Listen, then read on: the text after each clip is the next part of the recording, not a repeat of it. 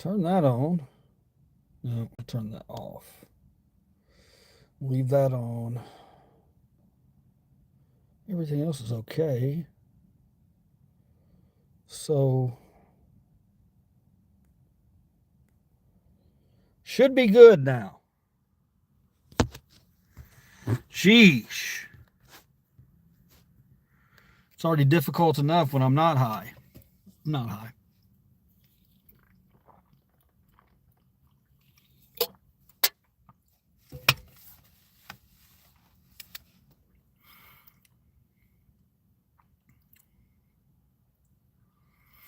Yeah, I want to listen to that. Damn, it's going to send me over to that, and it's going to take like, what the? Oh. Can you hear me now? Hopefully you can hear me. Whoever that is, type 1 if you can hear me. I'm an idiot. My phone is terrible. It keeps doing stupid shit. So please let me know you can hear me. 1. Here. 1. No here. 2. Stupid ass. Oh my God, I'm such a dumbass. Why am I such a dumbass?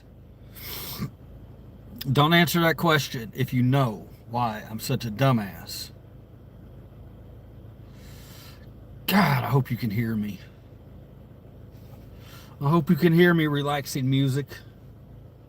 Relaxing music. I hope you can hear me. I hope you can hear me. I hope you can hear me. Sometimes it takes a bit to get the notifications out and have you come back over here. Chaka Khan. Chaka Khan. Chaka Khan. Chaka Khan. Chaka Khan. Let me rock you. Let me rock you. Chaka Khan. Let me rock you. That's all I want to do. Chaka Khan. Let me rock you. Let me rock you. Chaka Khan. Let me rock you because I feel for you. I feel for you. I think I love you.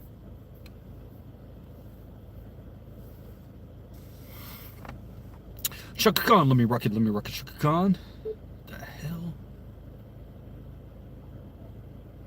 Devil in the bottle.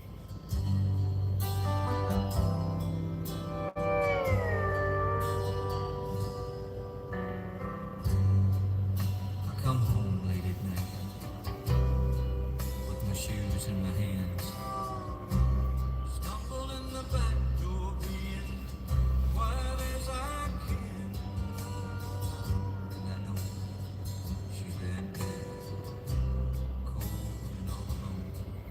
And she's crying, 'cause I'm breaking up our home. And she knows the hell I'm going. There was something in their voices. There's something in their voices that is not on the radio today. They had a character. They had a unique. Not everybody sounded so similar. You know what I mean? Today you can't really tell one from the next a lot of times because there's so much vocoding on it. I fall into her I arms. mean, listen to that. She helps me with my clothes. Yes, she stays on with me, 'cause she really knows Wow. that I'm trying to find my freedom by escaping to the only freedom I've ever known. And she knows the hell I'm going. In this world, inside my head, there's a devil in the bottle, and he won't to see me dead. Hello. Yes, there's a devil in the bottle, Can you hear me? and he won't to see me dead. killing her, Yes, cool. watching me die. Thank you. Finally.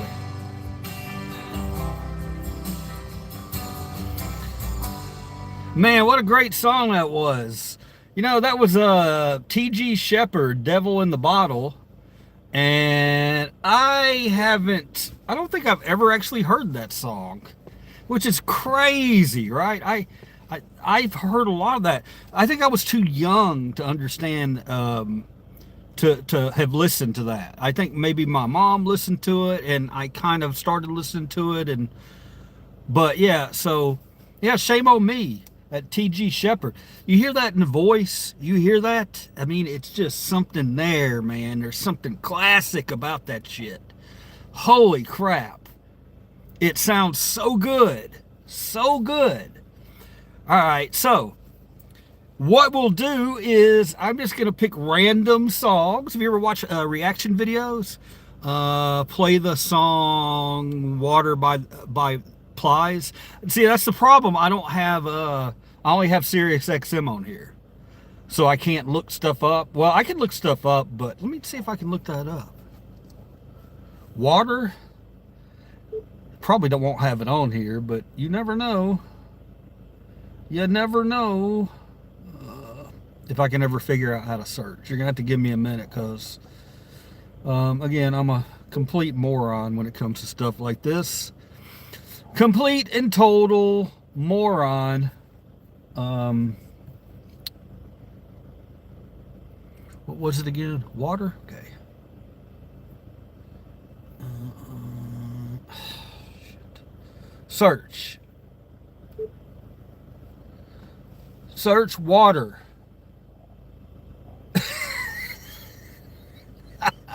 It did search water.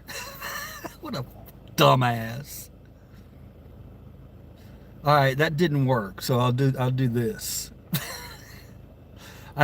I hit the search button. I know I'm laughing. Y'all aren't laughing with me, or you don't really see what's going on. But I hit the search button, and it said before I read it, I said search water, and it just searched water. That's what it searched for.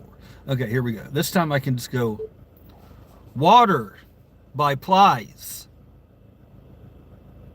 Please? Plies? No results. By Water by Plies. Sorry, no results on that. But it is Sirius XM, so it's you know, they don't have a ton of stuff. Like, I hear a lot of the same songs, but I think they what I like about them is they'll play songs that you won't normally hear on the radio. And I kind of dig that.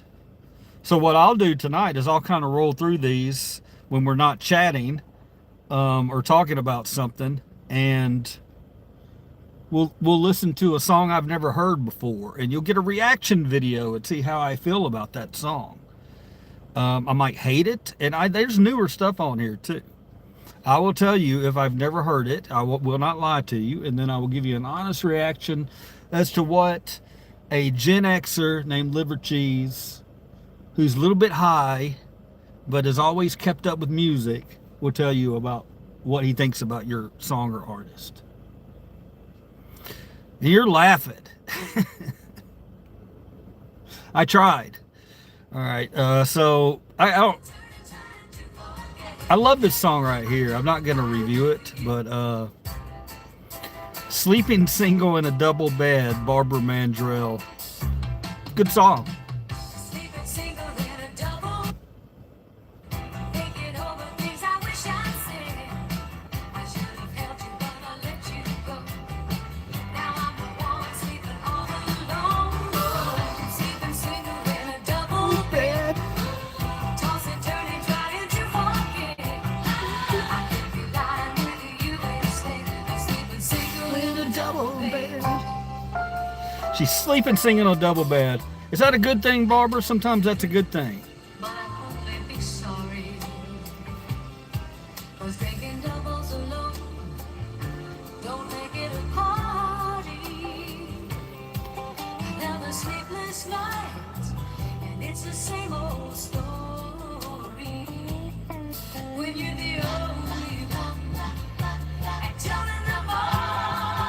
Yeah, she's got me. Sleeping single in a double bed. Thinking all the things I wish I'd said. I should have helped you, but I let you go. Now I'm the one sleeping all alone. Oh, sleeping single in a double bed. That's good shit. Sorry, whatever you listen to. See, look, man, we don't need to be so narrow in our focus and scope on music, please. I mean, it makes sense if you don't have a narrow focus and view on music that you don't have a narrow and narrowly focused view on people, right? And it makes perfect sense. So always continue to listen to new shit, you know, or old shit. Not new shit. You don't have to listen to new shit. Listen to old shit. If you're a young kid, listen to old shit. If you're a old shit, then listen to newer shit that's not going to scare you too much. See, sometimes taking that jump can scare people away. They want to, dabble in new music. Like people that I know that have been stuck in the same genre, same bands for, 30 years, don't really want to grow. I try to give them little suggestions on things that aren't going to scare the crap out of them, and they can go up this ladder. But usually they're like, oh, that's pretty good, and then next thing you know, they're back playing fucking I don't know, whatever they listen to their entire adulthood. Some people, they do that. They listen to one thing, one type of thing, and that's cool, but come on, man, expand your horizon a little bit. We can find some great songs on here. Here's another good one. I'll keep you. Hello Walls. It says Heat Waves is playing on Pop Rocks. I didn't put Pop Rocks in here. My wife must have put that station in here. I don't want y'all to think I put that shit in here. Let's see what's on Yacht Soul. I'm probably going to know everything on Yacht Soul. George Benson, The Greatest Love of All. So was this his song? Did he make this? Did he create this song?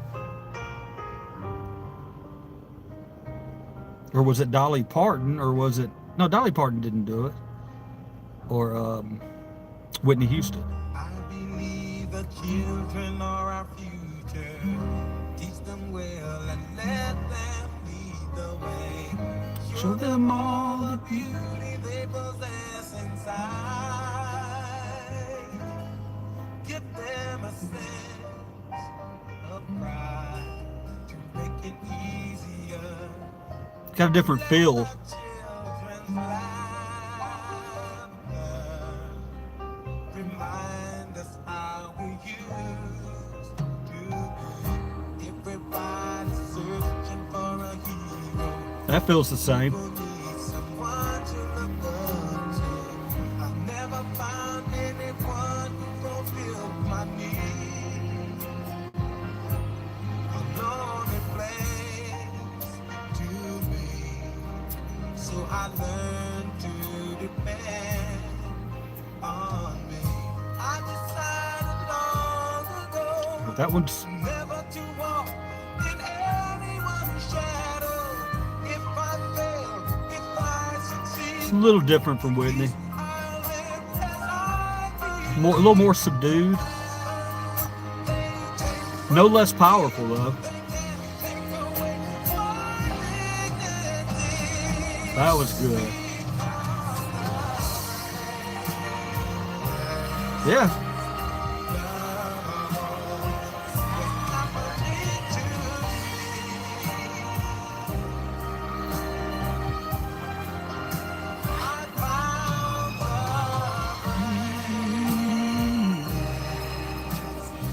Now it's going to hit the high. Let's see if he can.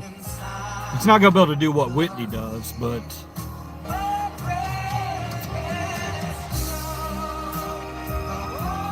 Well,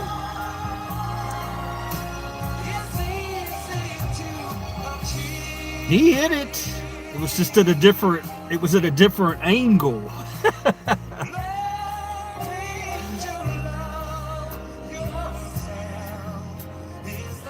His took a little more time to get there, but he got there.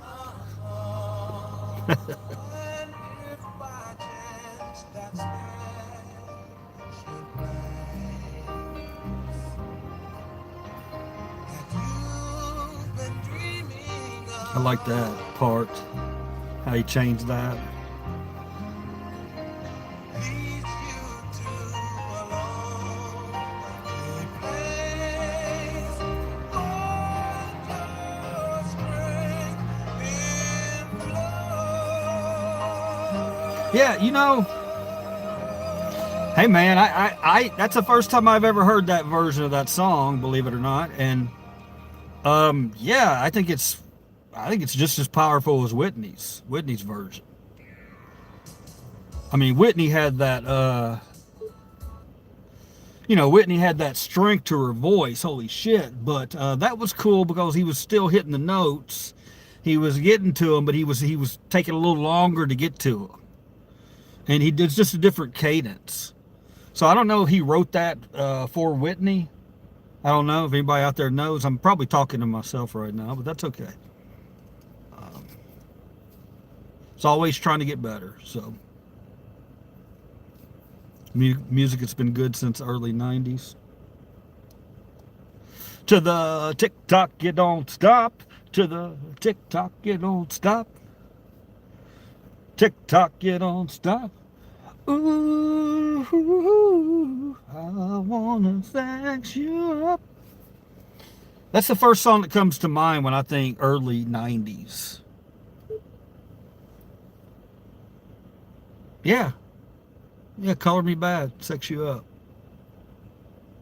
Well, I know there's a lot of different styles out then, but man, come on, people.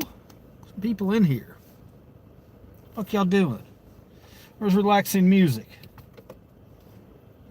Where's relaxing music?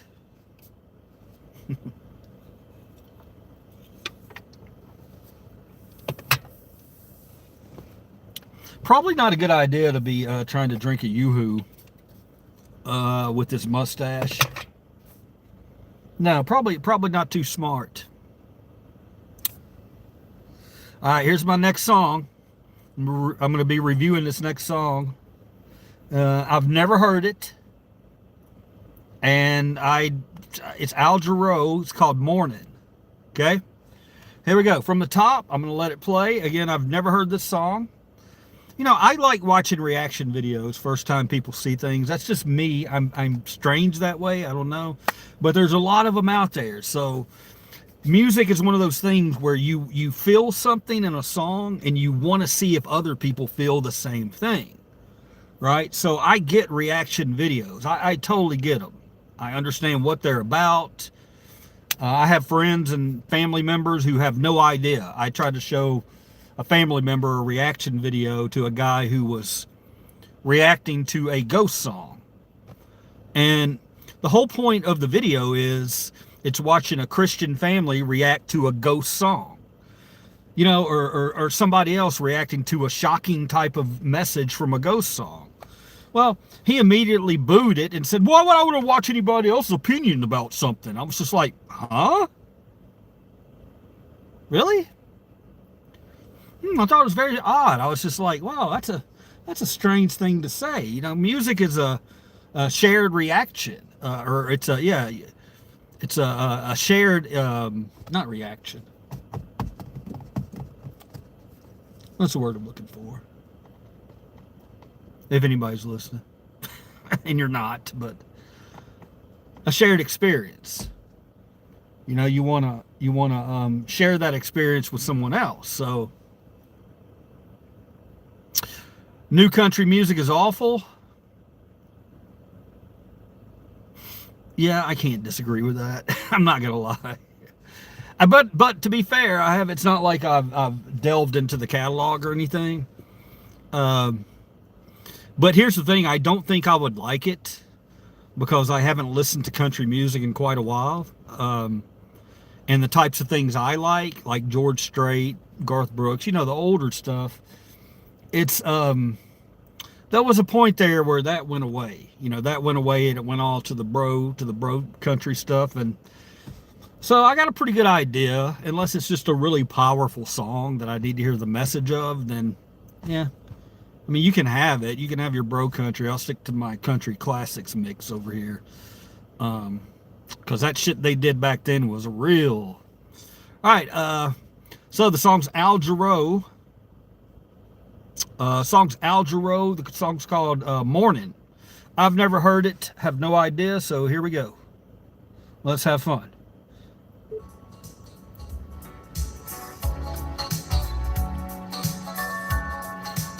I'll tell you if I've heard it.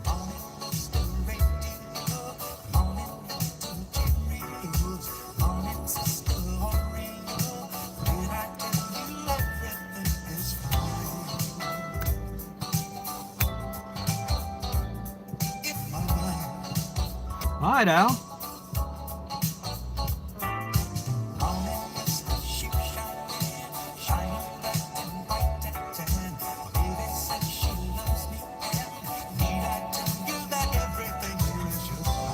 Oh, that was nice. That whole pattern, the cadence. That was cool.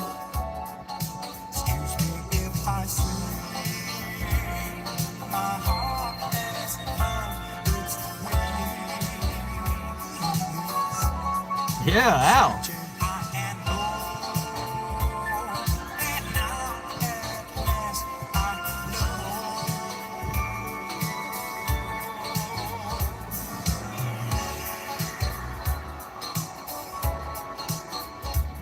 Woo.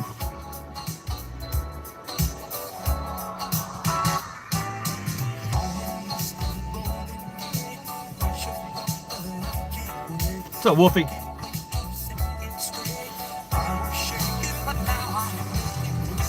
I'm reviewing this track that I've never heard before. It's by Al Jarreau. It's called Morning.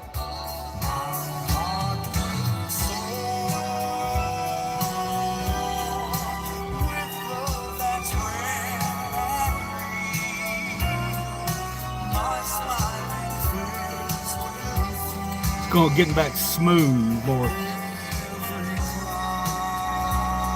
He's almost got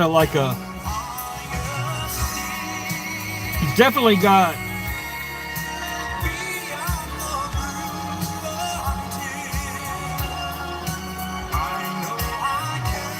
that musical kind of voice. It's a musical kind of voice. But he's got a soul to him too.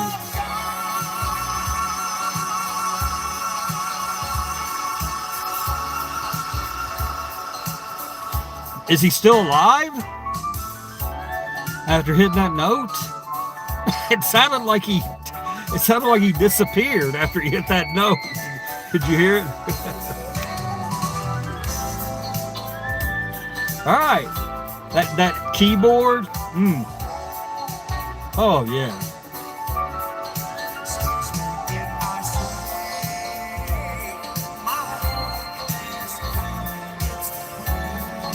Silky voice.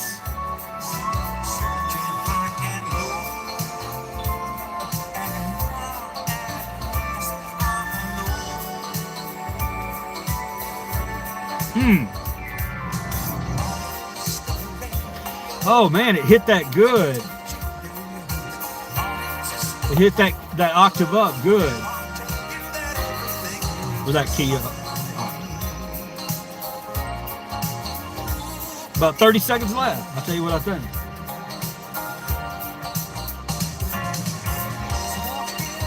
Oh. Got a little run.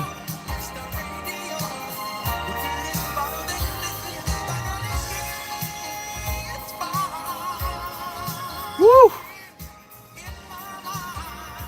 Oh, man, what an ending.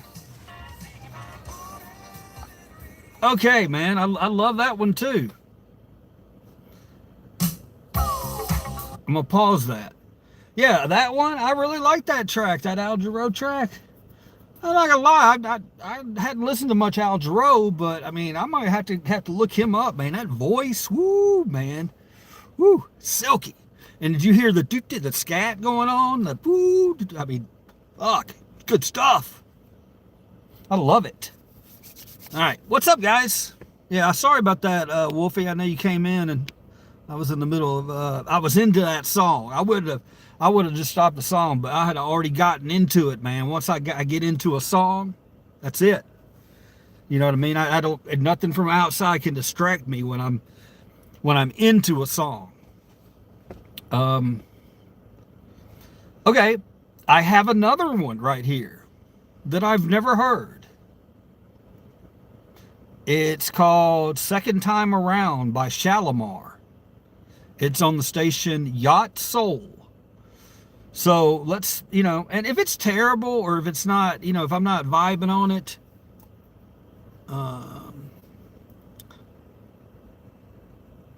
Say So sounded good. Say So sounded good. I know what you're saying. Yeah, so I want to try this Shalimar. Y'all give me what is it? 3 minutes of your time? 3 minutes and 42 seconds.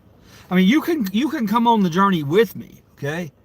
You can read my vibe and see if I'm digging it, and even if I'm not digging it and you're digging it, you can will me to dig it. Maybe it'll help me steer it towards it. But we're gonna find a terrible one too. It's not always gonna be vibing. All right, so don't think it's all positivity when it comes to music. I'm always gonna give it props for what it is. Somebody created it, but and that's something that's cool. But it doesn't mean we can't make fun of it from time to time. Okay, we'll talk about Corey Feldman. Hey, I've never asked you guys how you feel about Corey Feldman. That could be an interesting topic right there, without a doubt. Yeah, it's going to be an interesting topic. As a matter of fact, let's hold on to this Shalimar. I'm feeling some Corey Feldman coming on here. We've never really. There's a lot of things you can talk about with Corey Feldman. Okay, so. First off, I'm going to get out of the way. The people who, there's groups of people, I think Jim and them or somebody, there's a group of people, and all their content is just getting Corey stuff and making fun of Corey. Okay, all of it. Now, the more I think about it, wait a minute, before I go and speak on this, the more I think about it, the more I kind of think that they probably push Corey's fans. So, yeah, I'm glad I didn't just say that out loud. You look at these guys, and I've watched a lot of their videos, so I'm no better than they are. But me watching it, I'm thinking the whole time, I'm like, man, why are y'all trying to make a living doing this off of Corey? But then it's so fucking entertaining. They're entertaining the way they discuss it, and it helps him too. Look, man, I have nothing but love for Corey. Okay, the guy is, whatever you say about him, he's delusional about his talent as far as the music goes, but he's passionate, has a passion beyond Pell. I mean, beyond Pell. Anybody who would get up in front of people and do what he does, while he probably has a lot of people sitting back telling him, man, you're just making a clown and an ass of yourself. I mean, who's the real genius? Is he sitting back just going, yeah, keep trolling me. Keep trolling me. I'll keep giving you the content. Next thing you know, I don't know. So good for both of you. If you're both benefiting each other, then it's cool. But all I want to say is I would never tell Corey to stop what he's doing. I honestly wouldn't, because I write too, and my shit, some of my shit's probably not even up to Corey standards. I don't know, but I'm also not out trying to fucking pump them out to the world. You know what I mean? I know what's at least decent enough for people to go, yeah, I can judge that without laughing my ass off.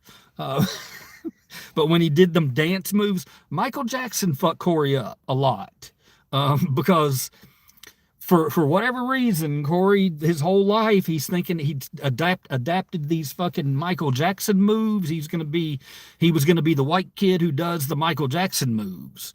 And that was cool up until early 90s. But when you get past that, it looks really, really bad, And I know it's easy. It's easy for me to sit here and talk about it. So I'm not going to just troll.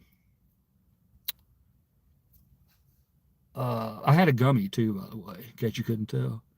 Who's Rob Halford? Who is Rob Halford? Who is Rob Halford?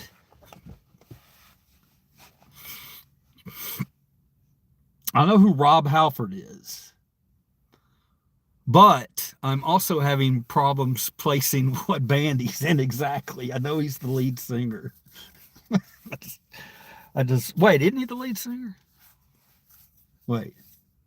I don't know. And you know what? Even if you catch me in here, you catch me with something that should be easy to know. I'm not in here claiming I'm the fucking musical expert on everything, because I'm not. I forget a lot of people's names. I forget things like that. But what I do is I listen a lot to a lot of different music. So when I have at least that excuse, you know what I mean? I listen to so many different genres. So when you're like, I'm going to test him on hair metal, or I'm going to test him on this or that, you might catch me off guard. You know, you might catch me and I might miss it. Other times when I'm not haven't had a gummy, it might be a lot easier for me to recall immediately. But I digress. What were we talking about? Let me see. The dude who's Rob Halford. Okay. Possums are North Americans. Only marsupials. Known for playing possum. Hold on. Being nocturnal omnivores that eat ticks and pests, and carrying their babies in a tiny pouch. Cool. Thank you, man. Thank you. I think we're all a little bit brighter. I think we should all be thanking, who's this here? Jefferson. Yeah. Thank you, man. Yeah. That was, I like that. Educational, you know, yeah. We need that. I was like, where's the joke going to come? Where's it coming in here? Because usually that's a setup. That's a setup for me by a troll.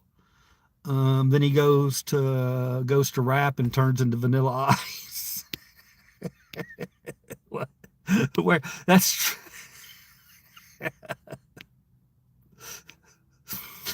look, I have that shit in a couple of my songs. Okay, so are you talking about my songs? Is that what you're talking about? Yeah. I don't know what that was about. You know, it's strange, man. You know, it's like, maybe it's because you start the song and you start to make the song, and then you're like somewhere, you know what? But if people start to get bored of it a little bit, guess what? Boom! Here comes the fucking rap. You know what I mean? So maybe that has a little bit to do with why sometimes I did that in my songs. And you heard it in a lot of early 90s songs too. And Prince did it, for God's sake, okay?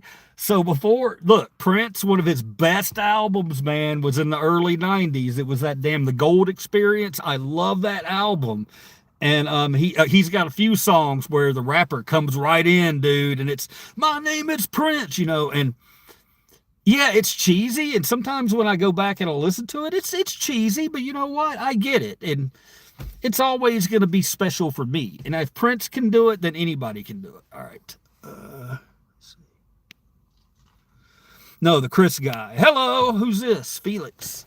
You know what? I feel like there's people out walking around in my neighborhood, and they think that I'm a really... Okay, that could easily be because of the gummy that I took also. I realize that.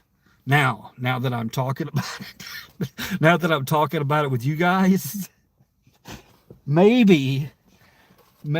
And I debated on whether or not to come into the studio tonight, which, by the way, at any point we could go right into the studio. All I got to do is make a few things happen right here without, I won't even have to kick you out of the room. I just turn the camera off, maybe the audio, walk through there, set it up so you don't have to listen to me trip over shit, and then get you right back in.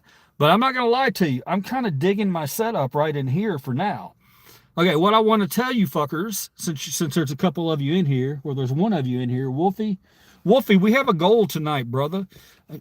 let's make a goal tonight. I want 10 new subs. 10 new subs. Can we get people in here who start to be a troll or whatever, or just come in and say hello, and we can bring them right in and get them on here? I want 10 new subs. I keep hearing somebody. But really, that's the only way, again, I can even move anything. I mean, that's the only way I can, as far as my videos and being seen in my platform and growing. I love you guys, but I want to grow too. I'd like to grow because we need as many smart people in here as possible. Holy shit, do we need them? Holy shit, hallelujah, where's the Tylenol? Did anybody have that moment this weekend? I think I had it 2 or 3 times. Just like, what the hell, man? Which, by the way, they edit that out sometimes on the Christmas Vacation when Chevy Chase. And is it true, guys? Is it true that that Chevy Chase ad-libbed that scene?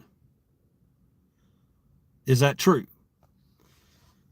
Because I've heard 2 different things, and so the people who swear by one swear by it, and they get mad when you tell them no, it probably wasn't. But from what I understood, he added 1 or 2 of those words. Like he had them in his head, and then he may have thrown a couple more in, which that's movie fucking magic right there, man, because you got to let them do that kind of stuff, guys. Producers, directors, you got to let your people do that. I was watching Is This the End the other night with my wife, and I was like, holy crap, man, they let them ad-lib so much in this, you can tell. I mean, they didn't let them. It was theirs. It was their baby. So, of course, they ad-libbed. But I love it when that happens in a movie and you hear about it somewhere, about how, and you wonder, would that scene be worse or would it be, yeah, it would be worse, definitely, if a couple of words were taken out that weren't in there, that Chevy Chase threw in there because of creativity. Super cool. Smooth, what's up? Hello, Big Lebowski. Yeah, man, I love Jeff. Yep, when my timing belt started to go, but I had that feeling. Someone's from Germany. Cool. Ate a possum once. Man, I've been missing a lot of this. What the hell's going on? Oh, y'all are talking to each other. Cool. I love when that shit happens. Yeah, bring them on in here, man. What the hell's going on with my phone, with my radio right now? God, it takes so long sometimes to load the Sirius XM. It's crazy how long it takes. Still not loaded. Jesus. What happened to your motorcycle? He wants trolls. Can you go get some to come subscribe? I'm surprised none of you talked about how my hair is all pinned up tonight and shit. I got it like pinned up in a little man bunny kind of thing so I could keep it out of my fucking face. So it makes it look like I don't have much hair. I actually don't have much hair, but for what I have, I think I do a pretty good job with it.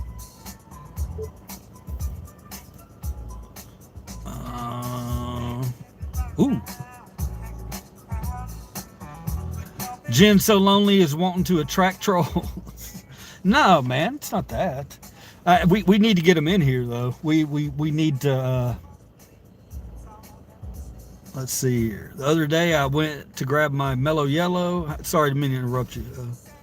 Or stop talking what you were saying there, troll. Wait.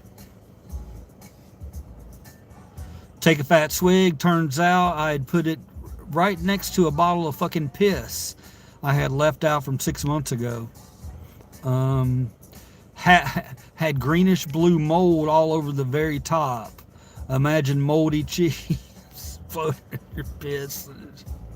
White chunks. What the? Anyway, needless to say, I took a huge swig of fermented piss.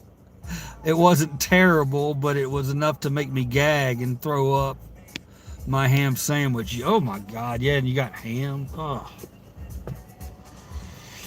Yeah, that's a good one, man. I mean, it's not. That's not a good one. That's not a good one in any way.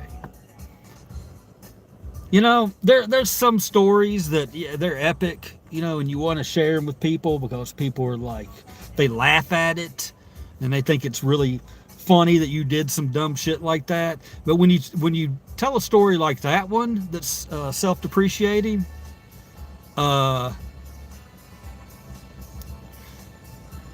people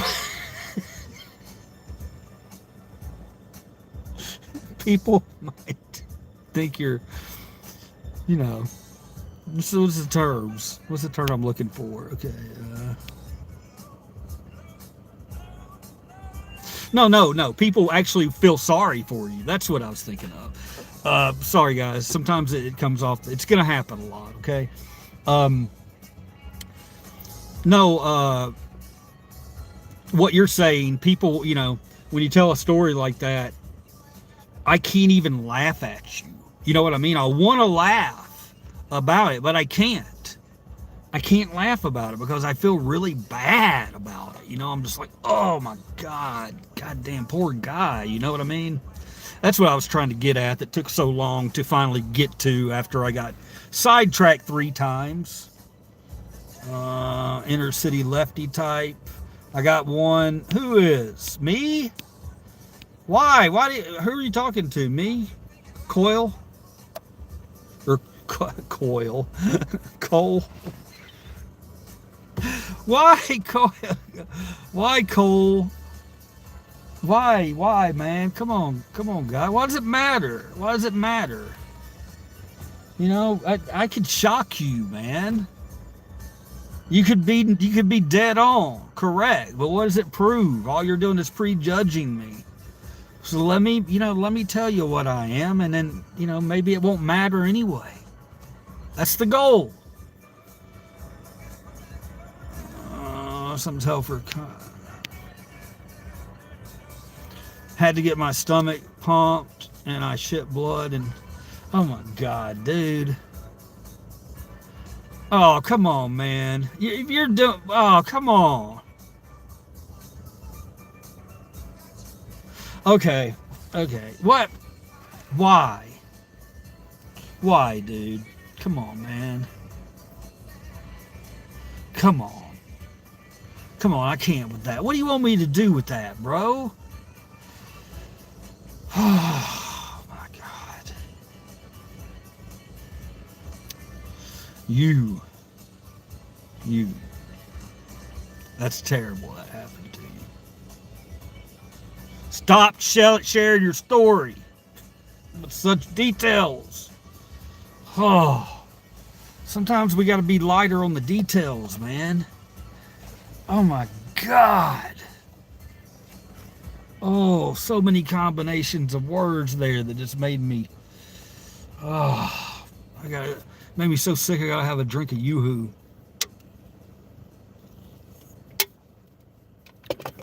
All right.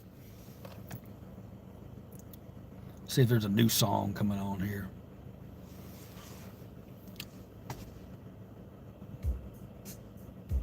Mary Jane Girls All Night Long. Unfortunately, I know that one. Okay, I know that one, so. Okay, I don't know this one. So, wow, I can't believe I should know it. Okay, so what I'm going to do is I'm going to play Ronnie Milsap, Daydreams About Night Things. Okay, if you don't know anything about it, that's okay. Experience it with me for yourself. It's only a 2-minute song, so it's probably a light, fluffy song, I would think, from the title. Probably not a very deep song, but I need to quit thinking about it. So, and then I judge it. So, and then you can judge it too, and we can dance along to it, or tell me turn that shit off, or, you know, let's have some fun. Here we go. Daydreams About Nice Night Things. Hold on. Daydreams about, I mean, it's clever, very fucking clever wordplay right off the bat. Daydreams About Night Things. Yeah. That's great, man. That's just good shit. Wow. Okay. So anyway, here we go. Daydreams about night things in the middle of the afternoon. While my hands make a living, my mind's home alone. Oh, okay. Okay. I'm having daydreams about night things in the middle of the afternoon. I mean, could be okay. Every night you make my daydreams come true. Okay, so he doesn't fulfill it during the day. Okay. But all day long while I'm working in town, time slows down to a crawl. Yeah. Starts thinking about. Thinking about you, I'm checking the clock on the wall. He's. Then I skip by the factory and hello, there's a smile across my face. 'Cause I'm back in the arms of your sweet love, where my thoughts have been all day. I'm having daydreams about night things in the middle of the afternoon. And while my hands make a living, my mind's home loving you. I'm having daydreams about night things in the middle of the afternoon. And every night you make my daydreams come true.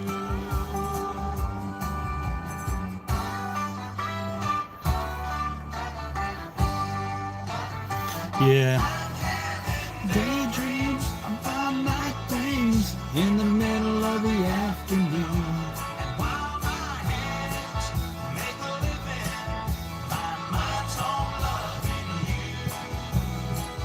I'm having daydreams about night things in the middle of the afternoon. And every night you make my daydreams come true. Yeah, every night you make my daydreams come true.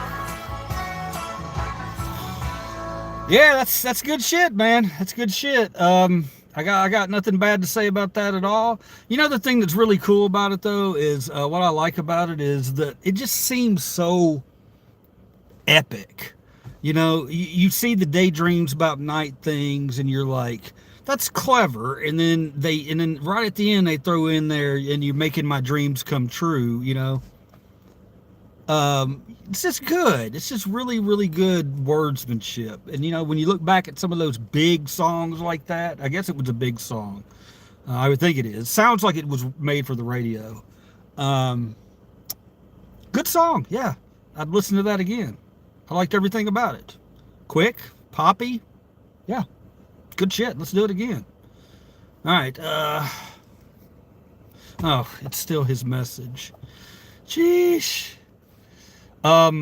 Guys, I can't. I got to do this. I'm sorry. I've just got to do it. Let me experience it.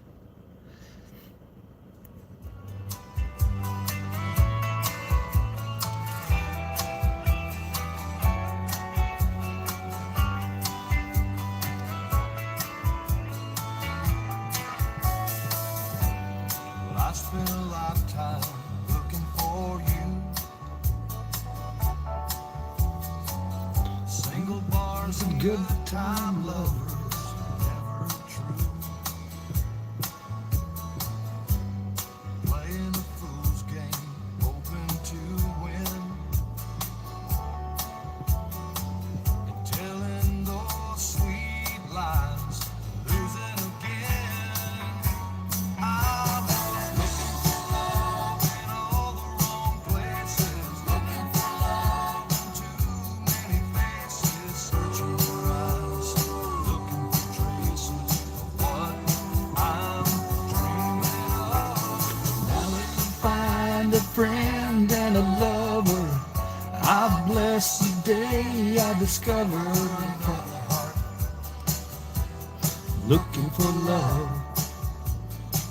Man, that's good. God. And I was alone then, no love in sight. I'm dancing with somebody. Everything I could to get me through the night.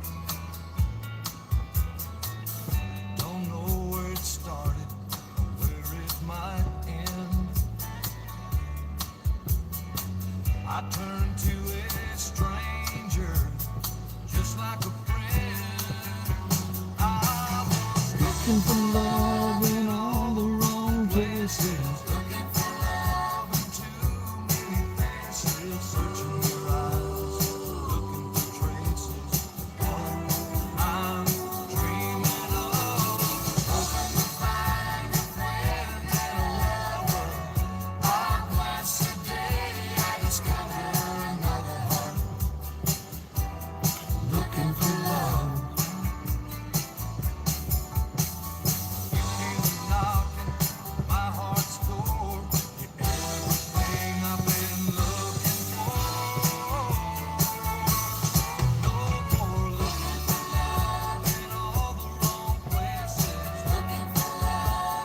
Look, guys.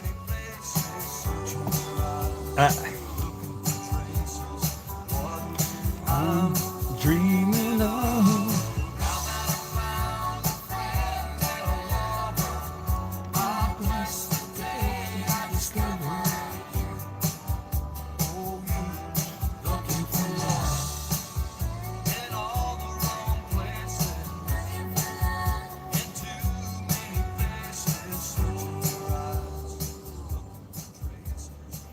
All right, man. You know, look, I gotta say it. That song belongs on the Mount Rushmore of country music. I really think it's that good. I think it belongs somewhere up there in the conversation. You know, you have great songs. Maybe not in the top 4 of all time, but it is absolutely a huge country song. I mean, huge. Even, look, I got another one I can listen to real quick.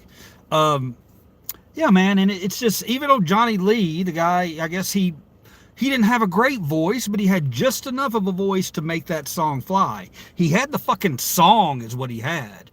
That's all you need is the song. Sometimes back then it did, you know, he had a good voice, don't get me wrong, but it wasn't that voice.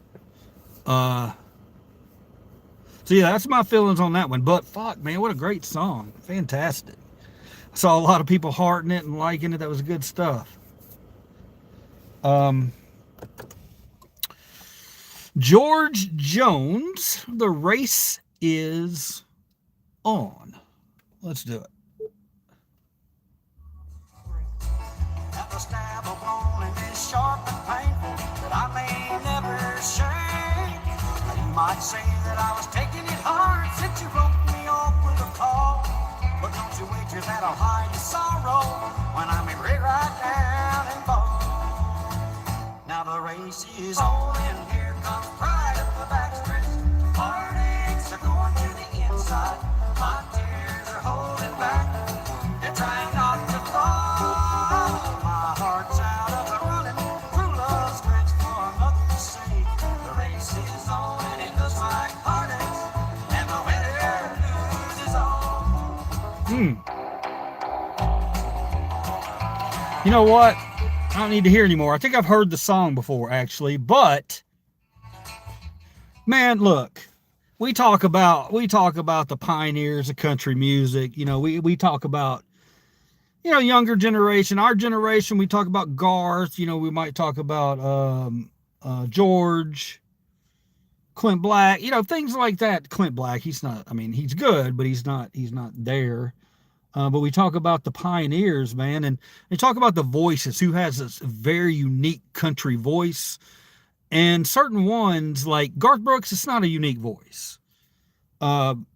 Even George Strait, to a certain extent, it isn't a unique voice.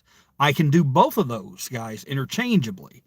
So, you know, to hear a fucking classic song sound like George Jones again, you know, when you haven't heard it in a long time, it punches you in the fucking gut, man. It really makes you realize, holy shit, we've gone backwards, man.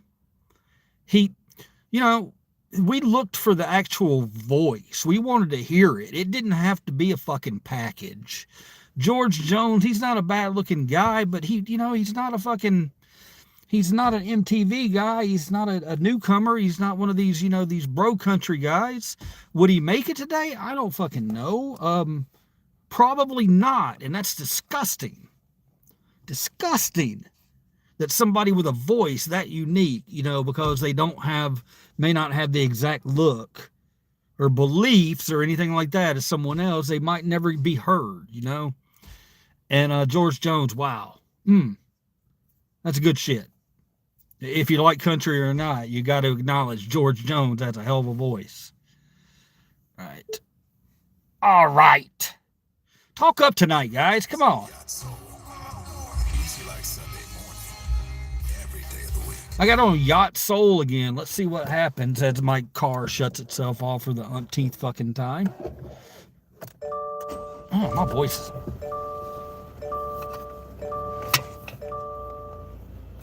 Oh, man. I'm going to leave the car. Whatever comes on is going to be my life's motto. How about that? I have no idea what it is, so... But I'll be right back. Give me a second.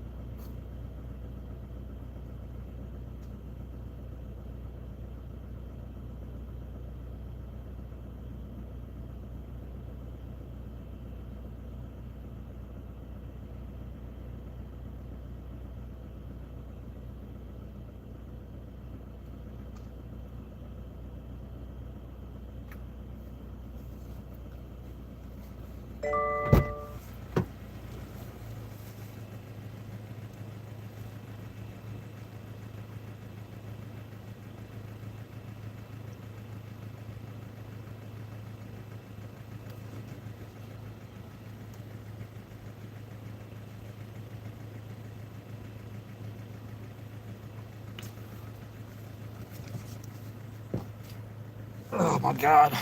All right. Thank you guys. I had something funny for y'all, but I'm pretty fucking high. Look. I'm going to show you something, man. If you don't make... Let me see what it looks like. Hang on.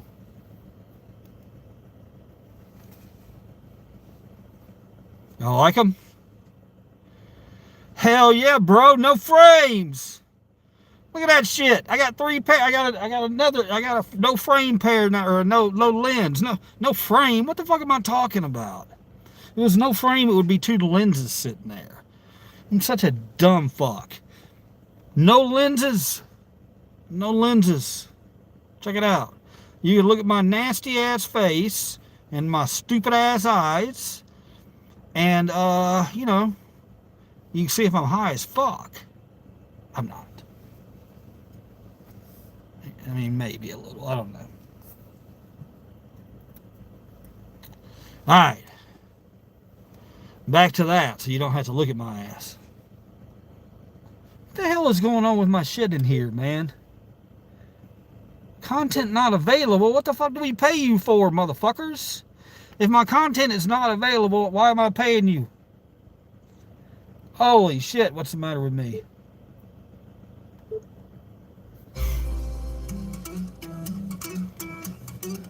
Why is this on the Road Trip song?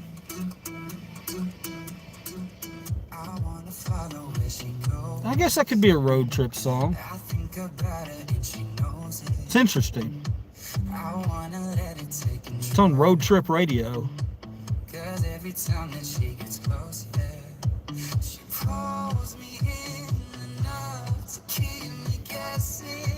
Yeah.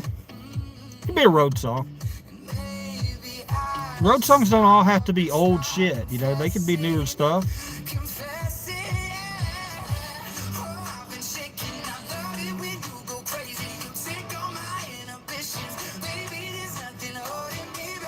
Is it kind of a summer track? Is it from last summer or the summer before? Or a couple of summers back? I don't know. I mean, I know it's been around a bit, but... yeah, was it a summer song? Because I can see that. Summer songs become road trip songs more often. If you really think about it, they do. Because it's in the summertime, duh. We take our vacations in the summertime. We get our memories from the year before summer trip. So we'll take some of those songs and we'll put them on a new mix. That's what we used to do anyway, you know.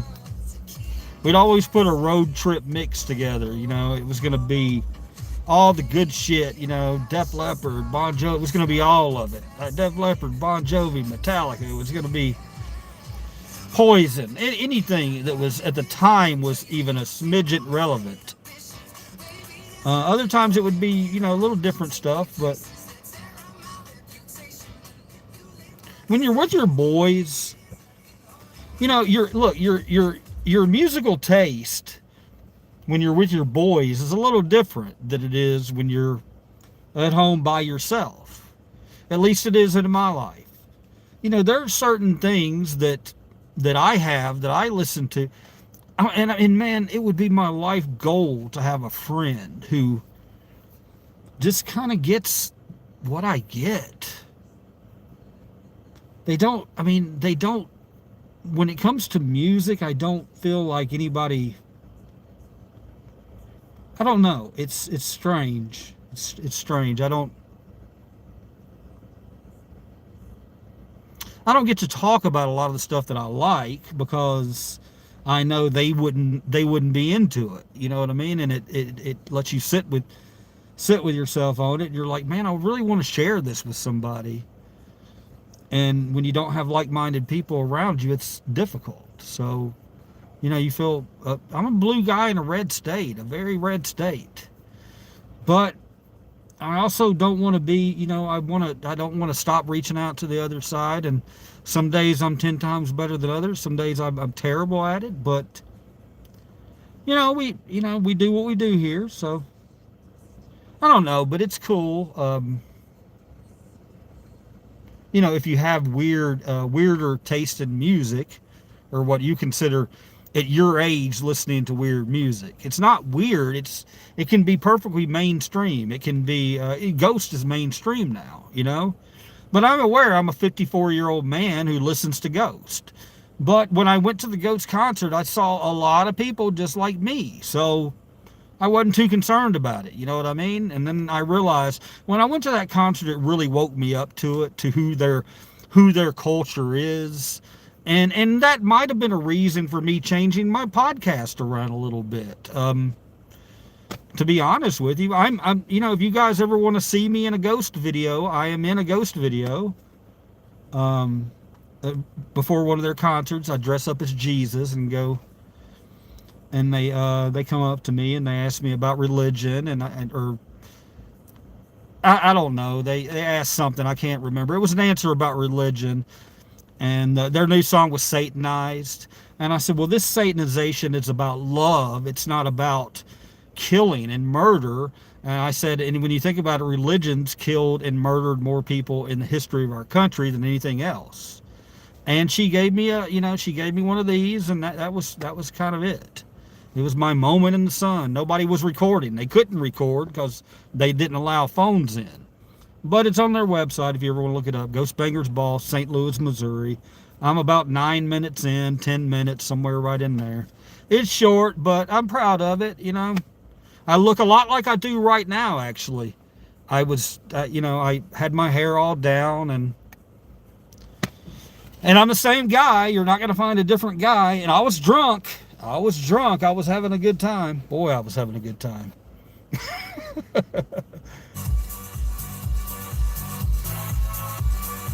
See, like, it's a band like Daft Punk. Daft Punk kind of tests you. It's right in that range where, if you're a Gen Xer,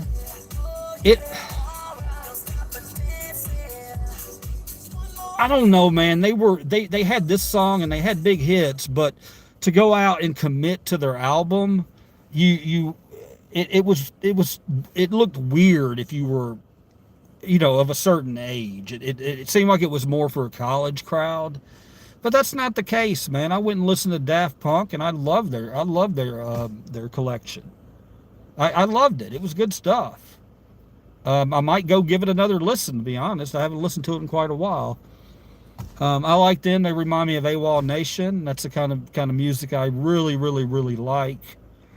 Man, I love that kind of music, and you just don't see enough of it. AWOL Nation, such a creative band. Holy shit, they're creative. And you don't have to be scared of it. It's good shit. It's an influence of a lot of things. Which is, don't be afraid of Ghost either, man. Ghost is fucking 80s, dude. That is 80s rock. 80s rock is what Ghost is. That's all it is. Big ballads, big choruses. Yeah, they have satanic messages, but the messages actually aren't satanic. All they really are is anti-organized religion. They're about love. They're about love. All they're doing is trolling the church. That's all they do. They're about peace and love. You know, you might agree with it, you might disagree with it, but it is what it is. That's what they do. That's how they get their message out. Yeah, you'll never hear something in a Ghost song that's about killing or violence towards other people. It might be about history and stuff like that, which we need to remember that kind of stuff. You know what I mean? We need to remember that shit we did. So, thank you, whoever's doing that. I appreciate it. I appreciate that a lot. It means a lot to me. Being my old ass. No, it does mean a lot. Thank you. Makes me feel at least halfway relevant, you know what I mean? And you know, some days I feel relevant, and other days I don't feel relevant at all. I feel ignored. And I mean, I sound like a baby. And I'm not whining about it, but it's difficult when you've grown your channel and your channel has slipped up for no fault of your own. And Michigan Constitutional Crusader, all you other auditors out there, I feel your fucking pain. You know, these guys, they want to continue what they do, but it's hard for them to continue what they do because they're limiting the views and how many people can see it and have access to it. And they don't have money. These guys are traveling across the country to do this shit. I love these guys. And it hurts like hell to see what's happening. And it's one of the reasons I'm kind of trying to rebrand my station a little, my channel a little bit, because I you know, I'm always going to fight for that. But I also want kindness stuff. I've grown to, human interaction to me is the 100 best thing in the world. I love it. I fell asleep to a psychology channel last night on fucking, it was one of those YouTube channels, fall asleep to. Holy shit, if you've never done that, look that up right now. I listened to the space one, but the one I listened to last night, the psychology one, holy shit, it was so good. So good. I'm gonna have to go back and listen to it because we need to talk about it. It's good stuff, you know. And it's kind of like what we do with each other. But man, just the way human behavior throughout history, and it's fascinating. If you can't be fascinated by human behavior, you can't really be fascinated by anything. And I know that sounds finalist, but I mean it's everything. It's everything. Sometimes I look so much at people, though, that I stop, and this is going to sound cliche as shit, but it's one of the reasons I'm doing my lunch with liver cheese is sometimes I need to take a breath and really focus on things that are interesting instead of people that are interesting. I love people, and I want to interact with a lot of people, but sometimes when I focus on interesting things, and I like to tell a story if I know about it. A lot of stories. That's what I love about Carpetbagger and Adam the Woo. The guys are, while you're watching it, they're teaching you, and you're not even, you don't even know, because you're just entertained by their personalities, because their personalities are so strong and so nice, man. They're just good people. And I know I'm harping on it again, but it just, it feels different to me losing Adam like that. And I want to do those things, you know. I really want to do those things for you guys.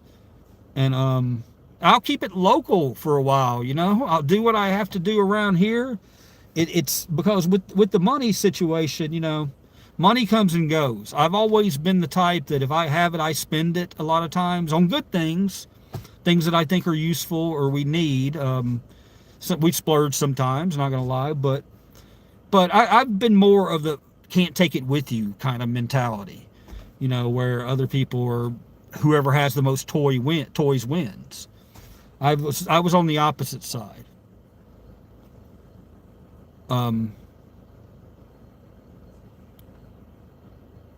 and I heard something and got.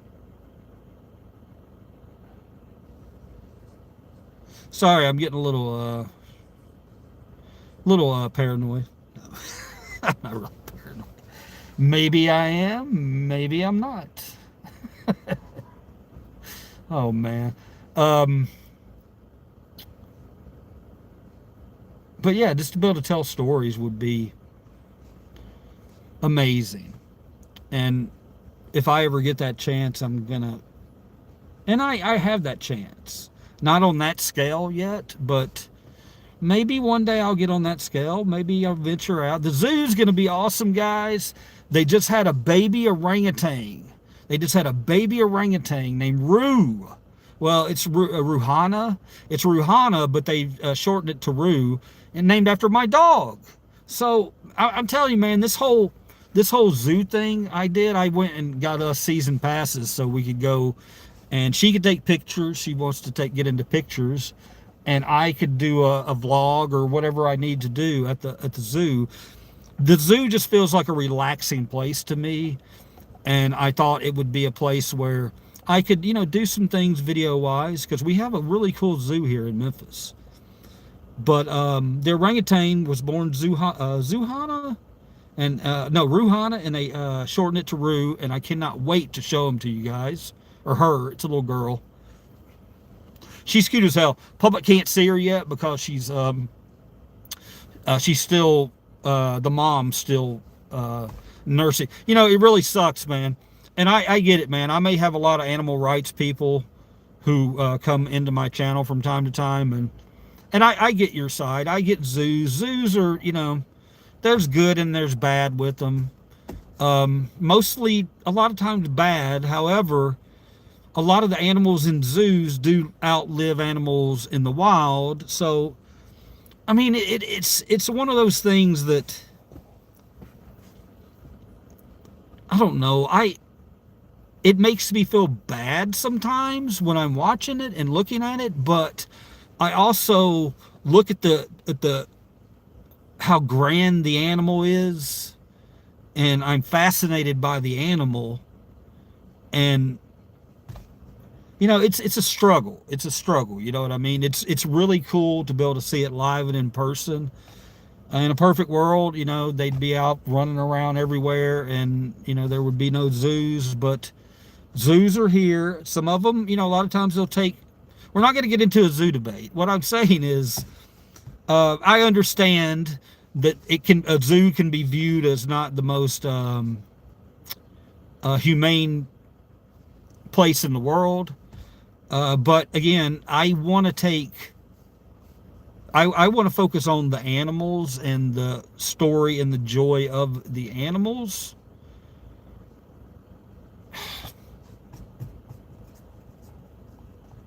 I don't really know what I'm saying, but you get what I'm saying. The zoo could be controversial to some.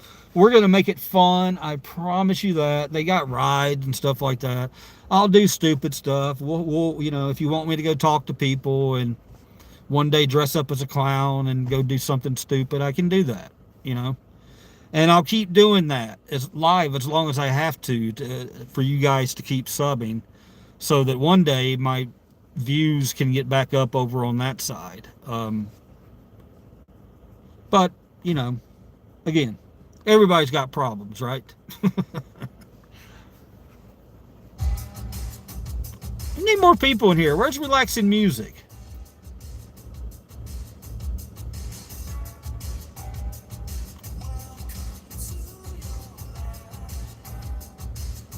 I might have said 9 o'clock earlier. I'm not going to lie to you. I might have.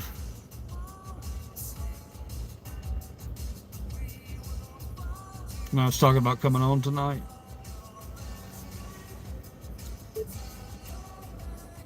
Why is that content not available?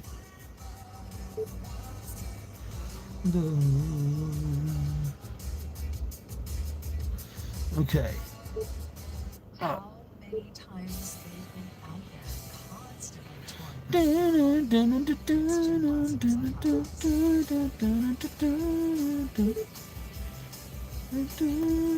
Somebody likes that song.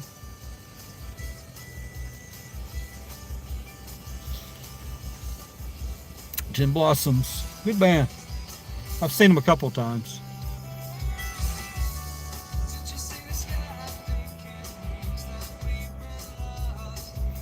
Gin Blossoms are one of those bands that you don't really realize how many hits they had. They had quite a few, 3 or 4, I want to say. Another band like that's the Goo Goo Dolls. Holy shit. I remember one year they came to my fair, and it was late 90s, so they were kind of over, I think. They might have been early 2000s. But anyway, they, I'll follow you. Goo Goo Dolls were fantastic. But I was so struck by how many songs of theirs I knew, you know. I didn't fancy myself as being a big Goo Goo Doll follower, but I knew a lot of their songs, either through movies or hits or whatever, but I did. And it's the same with Gin Blossoms.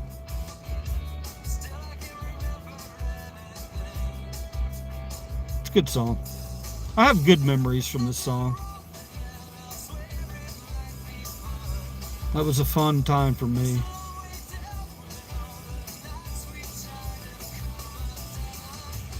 Anywhere you go, I'll follow you down. Yeah, that was a good time for me. Hopefully it was a good time for you guys too. Mid 90s, early 90s.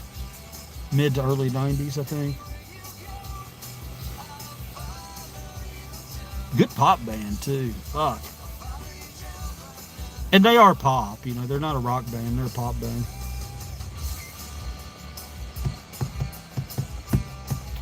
Don't let the guitar fool you. Gin Blossoms are a pop band. Right? Anybody else? Anybody want to back me up on that one? Gin Blossoms are indeed a pop band and not a rock band? Or are you going to say pop/rock? Holy shit, I hadn't been reading any of the comments. Holy shit. Too many gummy bears. LOL. I've noticed Wolf. Haha, good. So y'all noticed I hadn't read the fucking comments for the last 30 minutes? I mean, you can't do anything. You can't do anything for my dumb ass sitting over here. You really can't. You can say, oh, I wonder why he's not responding. Oh, he's just... The gummy he took was too strong tonight. But... I wanted to rush out and get as much quality time in with you guys as I could, because I knew when I took that gummy tonight, I took one of the 1,000 milligram ones, and I haven't had it in a while, and it hit pretty hard, pretty quick.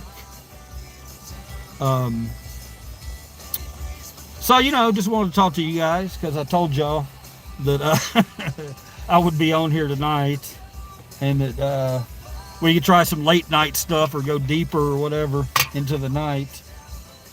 Go deeper? What the fuck am I talking about, man?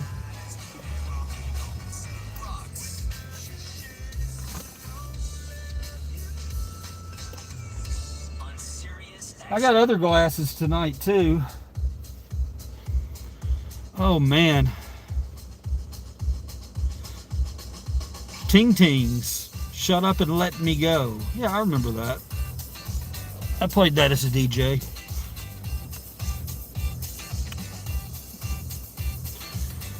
Because you're on an empty stomach?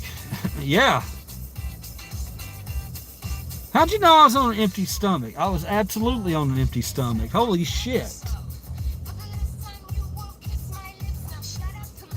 Problem solved, I guess, right? I mean, 2 hours in, I guess it's too late now, but I'll be okay. They usually, you know, they'll last a few hours and kind of wear off a little bit. Never more than my sleep time. At least I don't think so. Holy shit, 1,000 milligrams? You're savage. No, he's a hippie. It's all or just all. THC, CBD, or Delta 10, Delta 9, Delta... I don't know, one that smacks, or, yeah, smacked. The smacked one. But here's the thing, though, guys. don't just beat me up, because I used to do those 1,000 milligram ones routinely, not routinely, but every other night or so, maybe every 2 nights. And they kind of wore off for me. So I went to a 500 milligram that fucked me up, dude. So I was on those for a little bit, just from time to time. And then I was like, I had one of the 1,000 milligram ones, and I took it. And yeah, I got to remember my my levels of tolerance. LOL, Luke. Okay, shut up and let me go. No, I think I'll shut up and turn you off. Ooh. Ooh. Man, I ate a 100 milligram THC gummy a couple years ago, and I couldn't drive home from Lowe's. I'm not driving anywhere. No. Nope. Hell no. I feel like if I ever drove on gummies, I would get pulled over for going too slow. I don't know. I've never tried. I just try to, you gotta be careful about that kind of shit. Because it's still, even though it's legal, you can't drive on it. It's still an intoxicant, that can fuck you up. So, and there may be a lot of people who don't know that. You may think that since you bought it from a store, that you can take it and drive, but that's not the case. So don't do that. You know what I mean? Because they can get you as quickly for a DUI as they can with anything else. So just be responsible. That's all. Be responsible. Bro gonna be licking pavement thinking it's ice cream. I don't get that bad. Bro can't see in front of his face. It's a blur. Well, a lot of it is just, look, I'm pretty far away from the camera right now. The car light is too bright for him, LOL. It is, man. I got like fucking beams coming off of it. It's true. Cannabis legal in Tennessee? No, it's not. That was funny, Wolfie. It's true, though. I'm not a hypochondriac, but my gynecologist firmly believes I am.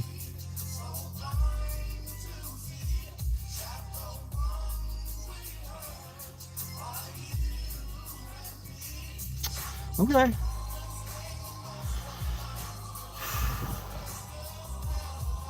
Yes.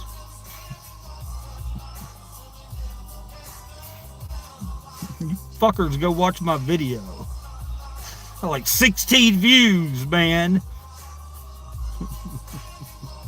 I think this is the one video I made my wife watch. I do not make her watch shit. I don't make her watch shit. I swear to you, of my videos, I would not subject her to that. No way. So, this video, however, I wanted her to see, because that was just a one take kind of thing. I didn't make 100 things. I stopped it a couple times to get away from areas or whatever, but it was off the cuff, and it was truly how I felt about the whole situation.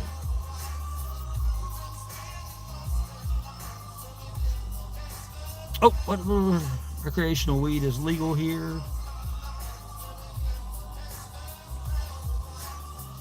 We're buying weed in essentially a convenience store. You give it time, it will grow. You gotta buy weed in weed stores. I don't know what the government having their hands in it's gonna do.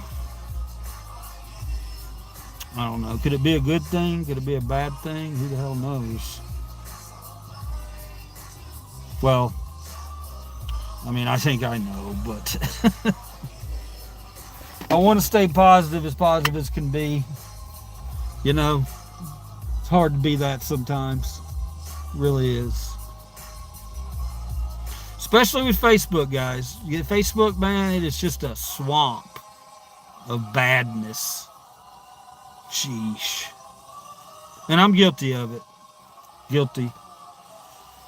I'm trying to get better at not commenting things, though. You can just scroll on past. You don't have to be there, People want to fucking argue so bad, don't they? message held for review. Let me see. Just cut out that drinking urine shit.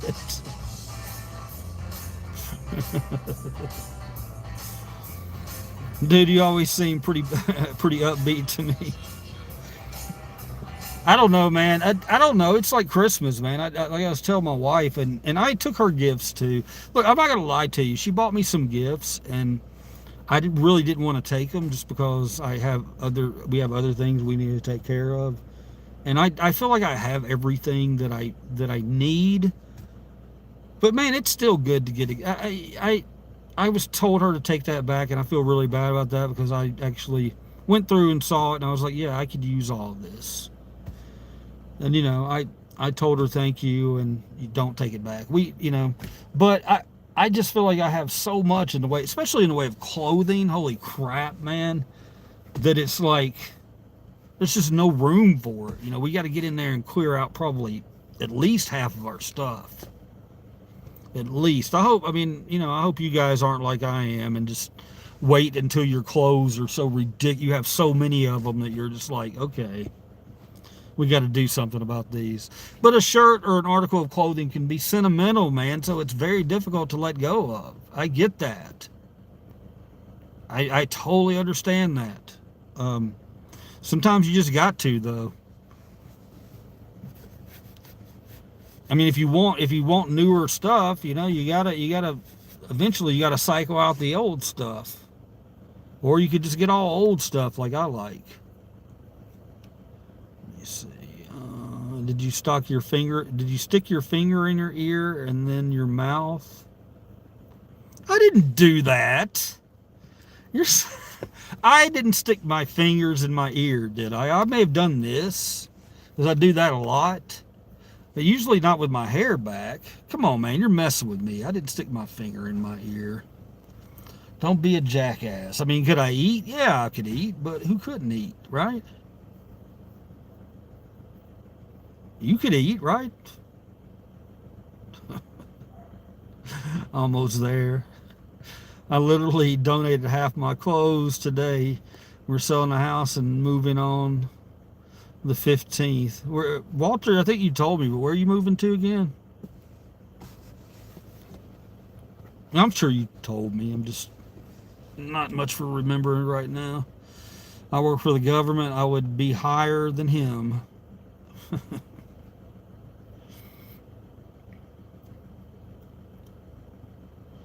Yeah. Hell yeah, if I worked for the government. But don't they test those? Don't they test them all the time? I don't know.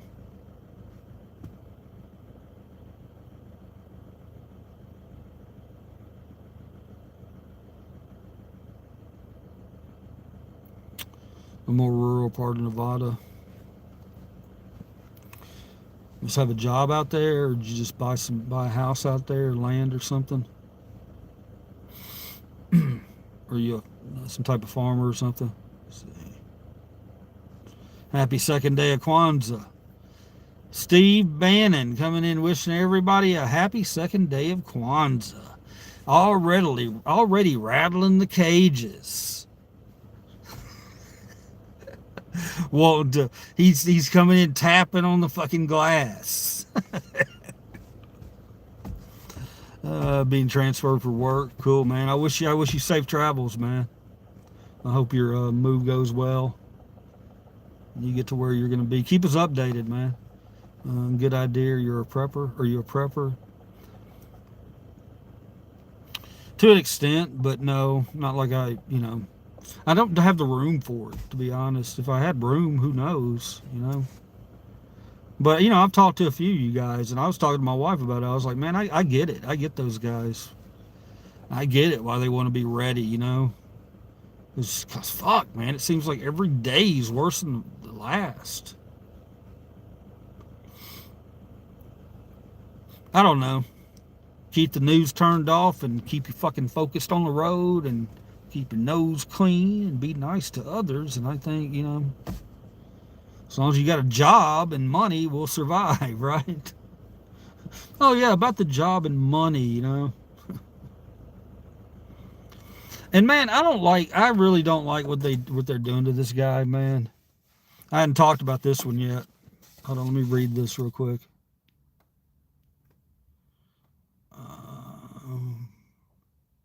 Trump's a scumbag. Yeah. Really? Nah, I'm a refrigeration tech. It's a good opportunity. I'm a big outdoorsman. Central Nevada has better hunting and fishing. That's awesome, man. You get to have those passions by you up there, man. Fuck, you get to be closer to what you want to be close, what makes you live, you know. So whatever it is you do, I know that's what makes you fucking live. Because when that's what you talk about moving to that area, I know that you're the type of person that needs to be in that area. You know what I mean? Someone who can fucking really experience it and do it right. No, what I was going to tell you guys is the guy that I've been seeing, man, this guy that they put up, that they found, wherever he was at, you know, the guy who had the show on Nickelodeon, the kid that was a kid that fallen into really, really, really, really bad times. You know, look, man, I don't know. There were a couple videos I didn't like. I didn't like how they freaking, you know, how after the first video, it seems like everybody was trying to get him on video. It's like, dude, we get it. We saw him, okay? We saw him. We fucking feel bad for him. Now, why does everybody else have to jump on that train to make this fucking guy out to be in the worst situation and what? And you can tell me, well, he got all this money for it and everything, and you can tell me, well, he's not a good guy. But it doesn't, I mean, even if he's not a good guy, man, if that's the guy he wants to be, as long as he's not bothering other people, let him fucking be that guy. You know what I mean? If you think he needs help, but I've heard that he's had help before and it didn't really take for him. So I'm not saying let him be a drug addict and things like that. So as far as that, yeah, you're right. He should get help with that. But I mean, as far as like being homeless, what am I talking about? If he's on drugs like that, that's why he's homeless. So I'll just shut the fuck up now. I just don't like that other people jumped on the back of it as far as the videotaping it. It was kind of gross to me. I didn't like it. I think everybody needs a little dignity. You know, like me when I'm out in public, if I come across homeless people, unless I know they want to get on camera for whatever reason, then I try not to show their situation. Just for them. I think it needs to be shown. I think everybody needs to see it. But it's also, you know, do I record it? You know what I mean? It's that situation where it could go either way. You're originally from Wyoming. I'm jealous of you boys in Tennessee. I fished out that way a couple of times. It's pretty epic. If I was a great fisherman, but I'm not going to lie to you. But I fucking love the guys that do that. I admire it and respect it. I think it's cool as shit. And think it's absolutely 100% a skill. I know it's a skill. So you're, you know, athletes in your own way. And it's entertaining to watch sometimes, man. Let's see. We just got trees. That's the only difference. And rain. Been raining there. Tomorrow we're supposed to get some nasty ass storms in through the afternoon or evening. That cold front's coming through. Not going to be fun.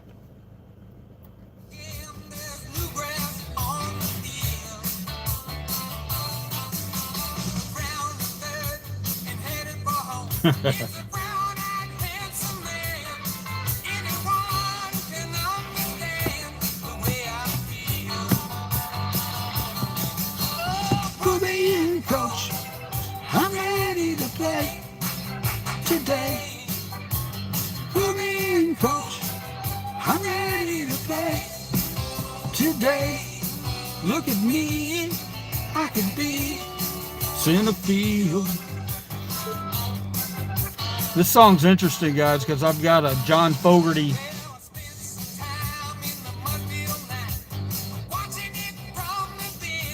It's hard for me to turn it down once I get into it, you know.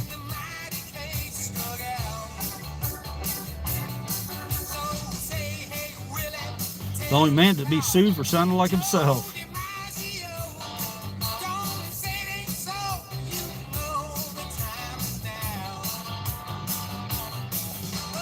Put me in, coach.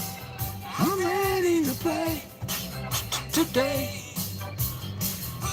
What's funny is I've got his hat. I've got a hat of his. It's a blue one, man, and it's an old one. And it says John Fogerty center field. I've got that on my eBay store. I've had it up for a long time. I had a lot of watchers. I think it's like right around a price that maybe I need to drop a little bit more now. I had it up there like at $60 because it's so rare. It's a very rare hat. You can't find it anywhere. It's not. They're not really biting on that. I think I dropped it to 50, and they're kind of like, eh. So I think 40's the price. I think that's the price that they pulled the trigger on. It's cool that they can get such a rare fucking item for $40. I'm happy for them. I'd kind of like to wear it, not gonna lie, but I've already got way too many hats as it is. You stopped in Nevada, and my dog peeing on a bush. It turned green, and as soon as he stopped, it turned brown again.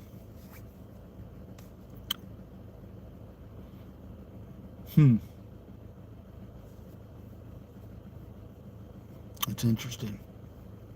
It's very, very interesting, Wolfie. Ha, I'm closer to Oregon and Idaho than Vegas, Wolf.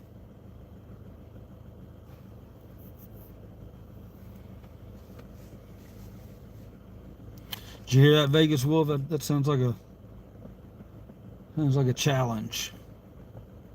I don't know what the hell I'm talking about. I'm gonna put something else up. See, if I'm gonna put it on Hip Hop Chronicles, let's see what's on Hip Hop Chronicles. Last time it said not available. Hip Hop Chronicles. I need a beat. LL Cool J. It's gone now. Or it was Rock the Bells, one of the two. Might have been Rock the Bells. Okay. I don't care for that. Ooh.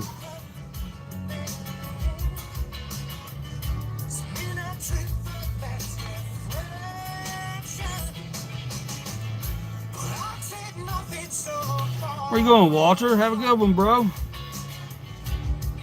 Have a great Sunday, man.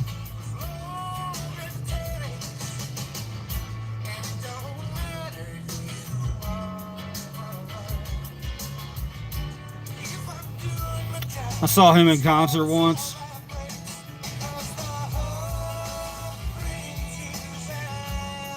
It was before I smoked. That's probably, I don't know, 33, 32, something like that. Yeah, have a good night, Walter. And he was at Blues Traveler, the band. You know, this is when they were they were pretty big at this time. I think they had, I don't know, Hook, or one. They had one of their songs was a huge hit. Anyway, they came to Memphis in May, Music Fest down on the river, and it was a huge crowd. And man, I got so fucking high at that concert, and I don't smoke. The contact high was so fucking impressive. I mean, I gotta hand it to you, Blues Traveler, John Hooker guys, man. Whew, at least that night, maybe something was in the air. Y'all don't mess around, dude.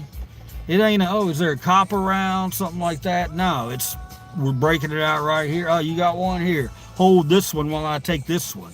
That's what you guys are like. Oh, there's one coming from back here. Oh, okay, yeah. Oh, there's a little girl. Oh, no, we can't do that. It was a good night. It was a good concert. I remember it being a really good concert. I was impressed with him. He was a lot big. He was when he was his big boy days, you know, man. But he fucking played the shit. He's got a great voice. He does a yodel thing with his voice. It's very impressive. but the way he plays that fucking mouth harp or the harmonic is amazing. Yeah, I'd be hitting a bong. Smoke out. He's got a little gummy in his beard. Hey man, oh, the Blues Traveler. I don't know if other people feel like this, and maybe it's just me. I don't think this was a real big song, but they had a song called "The Mountains Win Again," and what a fucking song, man! What a song! It's like it if it even if it wasn't a hit, and I think it was a slight hit, but man, that song, it was just, oh my God. I can listen to it today and it makes me feel that way. Great song. I got a lot of hearts and stuff like that. So maybe you feel the same. And there's something about the lyrics in that song too. There's something, that's a deep, very deep song. It's a deep song. And I appreciate that. You know, you can form any opinion about it. That's what makes a great song a great song. You know what I mean? It can have several different meanings, but ooh, that's a powerful one. That's one that I'll listen to if I'm feeling I need something, you know, to get to either bathe in the sorrow or to help myself get out of the sorrow. Whatever it is, that song really does that for me. It helps me get down there. You know what I mean? Sometimes we need to. Other times we need to get the shit out of it.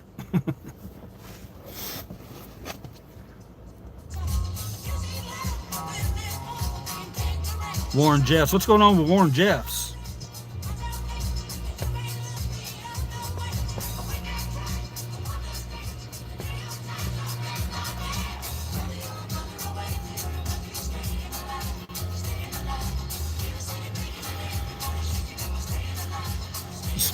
Speaking of this song, let me tell you something, man. That Staying Alive, holy shit, dude.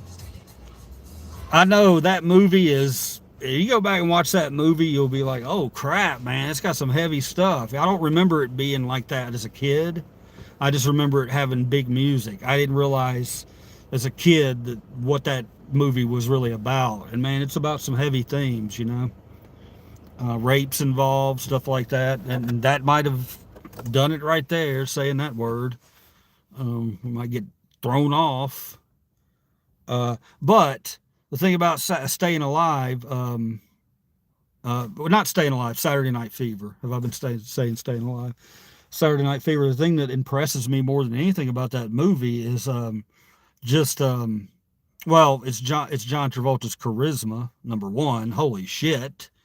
If anybody could have charisma like that, man, you know, why are you fighting and having to, you know, deal with this girl and you can't get every girl? You know what I mean? I mean, he had that confidence about him, and he was like that in Urban Cowboy too. And I'm a straight male saying that, okay? But look, man, you can make fun of it all you want to, but his fucking dance routine, brother, that will always be impressive to me. I will always be impressed. I will always watch it and still be impressed by it. You know, 30 years later, 40 years later. It's nice. You know, the guy had talent. There's no doubt about it. He had talent. He could dance. And, you know, for the most part, John Travolta, most of the time I hadn't had any problems with that guy, you know. You know, after Battlefield Earth, I was just kind of like, what the fuck's going on? And then, you know, the roles got worse and worse. And he did Face Off. Face Off was cool. But, yeah, he kind of, you know, and then he got caught with the whole, you know, whatever. Is he gay? Is he not gay? He may have done some sexual assault. I don't know. But, you know, there were some of his male masseuses that said some things about him. And you know what, John, if that's your way of living, man, just be proud about it, dude. Just come out and fucking say it, man. You don't got to live that way, man. You really don't. You don't. You don't have to be that way. That's what got you in trouble in the first place. You know, if people think you're this guy that can get any girl he wants, and then all of a sudden it's not the girl you want. You know, you want this guy's hand on your junk. You know, you're John Travolta. There's a way you can get it done without having to do something gross. You're right. So use that, dude. Just be, if that's what you want to do with your life, be that person. Be that person. Be yourself, man. But what you're doing, that you can't be doing that kind of shit, man. You can't. Either admit what you are, or say you're a bisexual, and just don't do that bad stuff. You shouldn't have to. You're fucking John Travolta. Right? Am I wrong here? I mean, John Travolta, you wouldn't think those people would be, but they do. I guess they get bored. I don't know. Is he a Scientologist too? Me? Tom Cruise is. Who are we talking about? We talk about so many things. Oh, you're talking about John Travolta. Is he a Scientologist? You know, I don't know if he is or not. You would think he would be. It would make sense, wouldn't it? It would make sense if he was. I know Tom Cruise is. But it would make sense if John Travolta became a Scientologist, and that's when his roles went crazy, like Will Smith. I mean, come on, let's not act like Will Smith didn't have a breakdown there for a while when he was going through that Scientology stuff. I mean, he wasn't Will Smith. So, you know, what's happening to these guys when they go to this Church of Scientology? I don't know. The only one who's made it out successfully, and he hadn't made it out. He's still devout. Probably one of the highest in the church is Tom Cruise. To Tom Cruise's credit, you know, he doesn't. It's not like it's something he tries to spread to other people. I've never seen him do it. He does it at private events. You know, if he goes and speaks, and I guess that's something. So, I'm trying to give him credit here, and you know, maybe I shouldn't be giving him credit. But I've always been a fan of Tom Cruise movies. I just call me old fashioned. Probably 90% of his movies I've liked. There's a couple of stinkers in there, but you know, for the most part, him and Tom Hanks, those two, it's hard for them to do any wrong if you really think about it. Or it's hard for them to have done anything wrong. They can do things wrong now.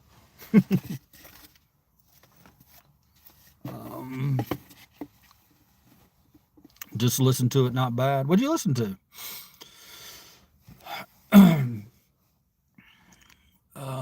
The lady from King of Queens. Oh yeah, the lady from King of Queens. Oh yeah.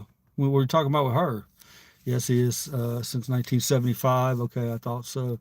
The lady from King of Queens, she's a Scientologist too, or was she the one who got in there and tried to get out or tried to break it up? At least his bio says he is. Yeah. I mean, here's the thing, man. Blues Traveler Mountains will win. Mountains win again. If I could play it, I would. I don't know how to. Let me see if I can do it this way. Blues Traveler Mountains win again. See what it does for us, guys. No results for Blues Traveler. Mountains win again. So let me do Blues Traveler. Hang on, this Blues Traveler. She was in and left. Yeah, that's what I thought about her. I think I remember seeing a documentary with her doing something about that church. I've always liked her, by the way. I like the wife on King of Queens, and I like the wife on the wife who's just like her on God, Everybody Loves Raymond. Sometimes I think those are the same two people. Not gonna lie. It doesn't give me, I can't really do song results on this, so it just gives me options to play that type of music, which is so shitty. It's so shitty, man. It's really shitty. We should build a...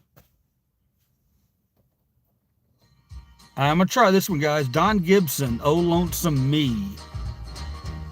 I'm going to tell you what I think about this. Then I'll read your comment, Nick. Going on and having fun.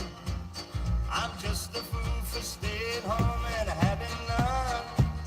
I can't get over how she set me free. Oh, lonesome me. A bad mistake I'm making by just hanging around. I know that I should have some fun and paint the town. A lovesick. Oh, come on. Come on. That's jacked up, man. Fuck this shit. Boo. It'll probably be some different song now. I was digging that, man. I was really into that one. Shit. What is it about that sound they used to have, dude? That sound was just so unique, man. It was like, I can't even really describe it. It's a, I don't know, man, but it's fucking amazing.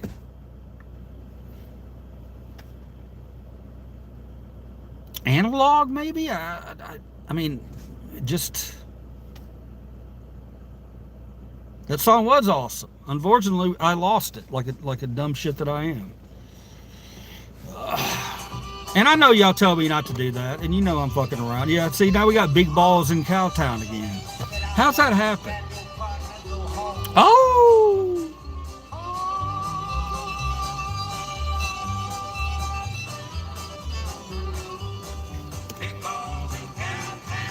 Down, go down. Big balls in Cowtown. Let's dance around. Working on the railroad, sleeping on the ground, eating saltine crackers, 10 cents a pound. Eating saltine crackers. Big balls in Cowtown, we'll dance around. Oh, yeah. Oh, Brother Leon, look out there, what you doing? That crippled knee, you know you can't dance. You hear that warmth? You probably can't, but for me, it sounds really good. Your new shoes, put on your gown, take off them sack blues and then balls in town. Big balls in Cowtown, Hang on. we'll all go down. Big Balls in Cowtown with dance around. It's good stuff, man. I mean, it just is. It ages so well. It's one of those things that I don't understand, man. Some things don't age well, and some things age immaculately. And when I go back and listen to that old classic country like that, man, I'm sorry. It's good fucking music. It's really good music. All right, here we go. Let me go back. There was no stereo sound back then. Lonesome's a good song. Yep, that song's awesome. I thought it was great too. Do you like Jack White? Of course, I love Jack White. Jack White is one who I'm still exploring. Like he's a deep dive kind of guy. He's like Beck. He's like Beck. Beck is one of those that, you know, you're either really gonna like it and get it, or you're gonna hate it, or you're gonna be like me and you like it and get some of it, but you don't get some of the other stuff. You know what I mean? And you wonder if it's just because your brain's not developed enough to get it, or you know, you don't like music that makes you feel stupid. And sometimes Beck, his lyrics can make you feel stupid. But we need those songs. We need them. If you can't figure out it, then make it your own fucking lyrics, you know? Make it what you want it to be. You don't have to, you know, not everything has to be perfectly wrapped. That's what I think about Jack White. Because he doesn't perfectly wrap things. He doesn't put things into a package for the radio. He could give a shit about the radio. Guy don't care. He's definitely an activist. I always admire that side of anyone. You know, if you're an activist like that and you stand for what you believe, then I got to stand for you. Hats off to you, Jack. A lot of your music I love, and a lot of it I get, and I look forward to diving into more. You know, I would go see you regardless. If I only knew 5 of your songs or 4 of your songs, I would absolutely go see you. And to be honest with you, Jack White, if you didn't want to play the riff, I would be okay with it. I would still enjoy my night if you didn't do the riff, okay? I get it. You probably get tired of playing the riff, but it's a fucking great riff, dude. It's in stadiums all across the country. Football games, basketball games. You never forget it, man. It's just that beat. It's the beat and the riff. It's not just the fucking riff. I give too much credit to the riff. It's the beat too. That the beat and the riff, man, make that fucking shit like. And I would want to hear it, but I would get it if you didn't want to fucking play it. That's what I'll say to Jack White. Your wife has rigged the radio. Billy Strings, awesome. You know how I feel about Billy. I've never seen Billy. I still haven't seen him, but I'm gonna see him. Absolutely, I want to see him someplace nice, like Red Rock or the Ryman or someplace where it's gonna be. I mean, I'll never see Billy in an intimate space again. They're playing huge stadiums now, which is kind of sad for me. I wish I could have seen him in a place of about 2,000 people, but that shit ain't happening. So I'll get around to seeing him, and when I do, I want to be down on the floor with the people that jump around and bob their heads and just take 2 shots of gummies, and we'll have a great fucking night. Have you ever spent time considering where the classic French cookery is the right gold standard by which the Michigan Guide assigns stars? Is it time to revamp what it means to get a star? It's good shit, man. I appreciate that. I'm sorry it took me so long to get to it. I like that. Billy Strings is awesome. Did 10 long years for some Dust in a Baggie. First song I ever heard by him. I didn't see the old one. I saw the one at the Opry. And I saw him do shit with the banjo that I was like, oh, I've definitely got to check this guy out. My next one was Tinfoil and Turmoil and Tinfoil, or Tinfoil and Turmoil, where he has the red glasses on stage. And that was the one. If you ever get a chance to watch one of his videos, that one will make you understand that he ain't about bluegrass. He's about transforming a sound. I mean, you can hear that rock in there. You can hear the influences, Metallica. I mean, you hear it all in there, and you absolutely see it as him as a showman. That's one thing about Billy that I wonder sometimes. He gets so into his music that he's not very emotive in a lot of his. And I get that, man. You're focused on your music, but I've seen Billy be so fucking charismatic. That one with the red glasses. That was a lead singer. That was a lead singer who controlled that crowd. If you never get a chance, it's Austin City Limits. Go check it out. Tinfoil and Turmoil. Holy shit. At the end, he starts playing them like a fiddle, man. And he is a front man. He is a fucking front man. So I'd like to see more of that, and he does it in some of his songs. He gets real creative with his music, and I appreciate all that. And I appreciate their artistry. They're so amazing together. I mean, they feed off each other. Head smashed in Buffalo. Jump located 1804. Alberta is one of the world's oldest and best preserved hunting sites for nearly 6,000 years. Indigenous Plains people. That's cool shit, dude. You might see some like you ever come across any like writings or anything like that? Definitely.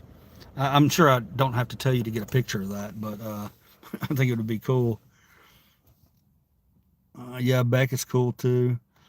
A gay bearded homosexual. Thank you, man. Hi. Say how you been. Why are you so gay? Hello. I'm fantastic.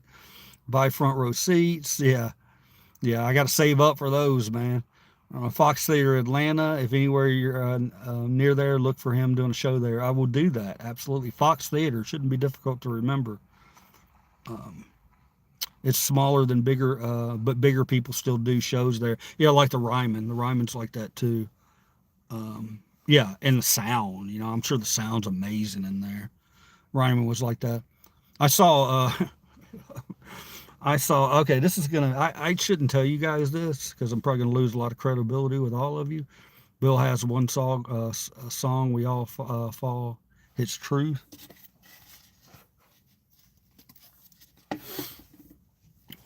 It's smaller but bigger. Wait. It's smaller but bigger people. Dorkin really cool. Yeah, no.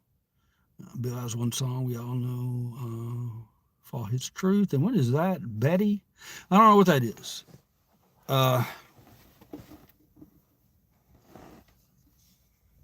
Shit, I was going to say something, but I forgot about it. So good for you, huh? You didn't have to fucking hear it. It must not have been that important. Man, 2 hours. Keep hearing people behind me. I swear to God. I'm not a paranoid person, I promise you.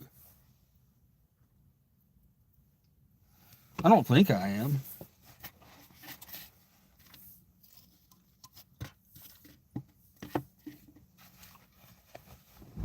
I think it'd be cool if I went up in the zoo in a clown outfit or something. They probably wouldn't let me go in. You got to be careful with shit like that, you know, with clowns. Now that I think about it, let me rethink this whole idea. But the reason I said clown is because I had a character that I used to do in my escape room, Winky, and he was a game show host. And you saw the jackets. I brought the jackets out to a couple of you the other night, Christmas Eve.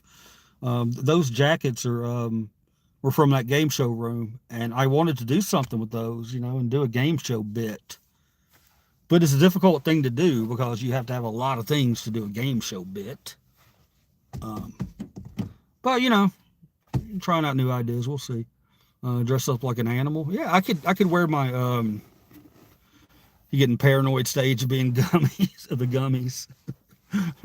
I did that an hour ago. I thought, yeah, look, man, just because I think I hear something doesn't mean you guys have to ride my ass about it. I'm telling you, there was something back there.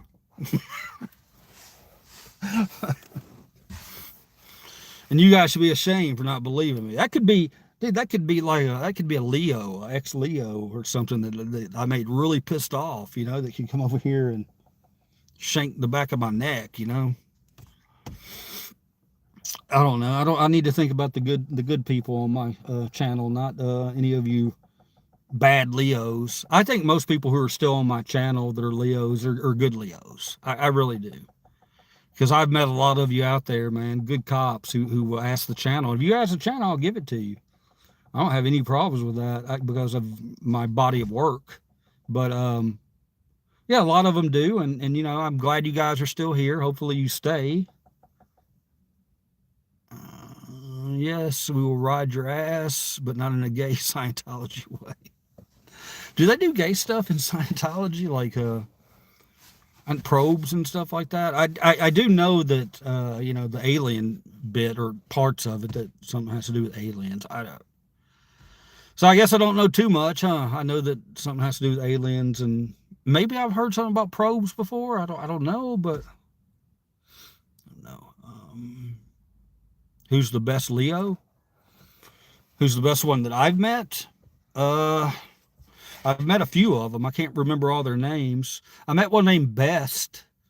He was cool as shit. I think I said, Best, you're the best, or something. It was good or best. He was really cool. Probably, though, the lady, the African-American lady that, it was Put a Bow on It. It's one of my favorite videos because it's what an audit should be. Everything happened that should have happened. Cops got called. She came over. She talked to me. And she said, I went in and told them you ain't there. You doing nothing wrong. She got on the radio and said, hey, y'all don't come out here. This is just some man out here practicing his First Amendment rights. And that was it.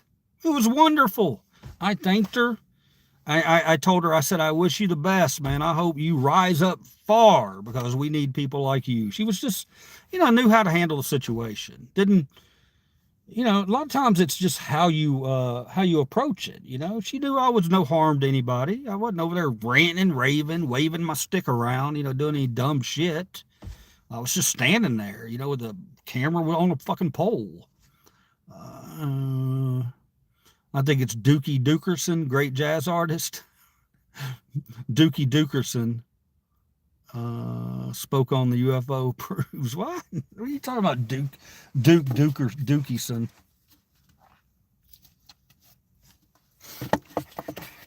Oh, you guys. I don't know. Here's one that held for review. She is underage too. I don't. What?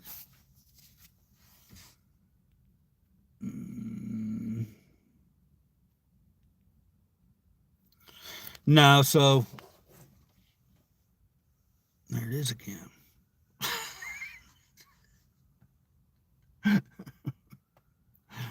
My light's gonna go off in a minute. If it does, am I cooked?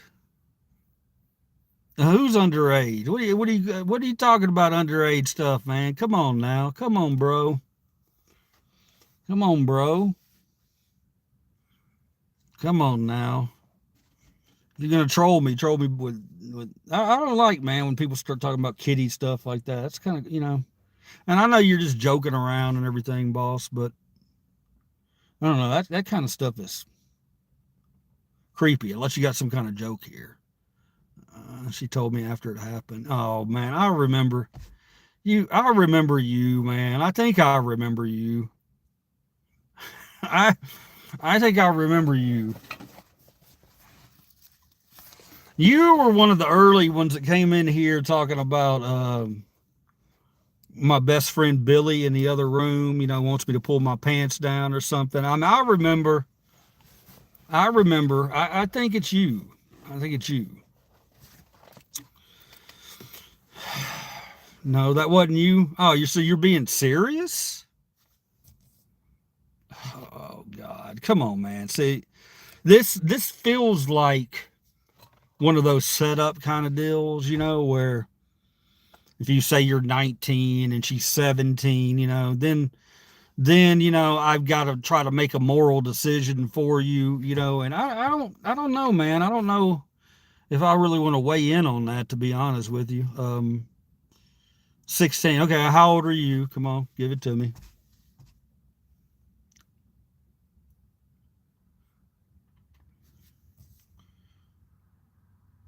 A pedo. No, man, no. You're 21, she's 16. You can't, man. You can't. 18, man. 18, bro.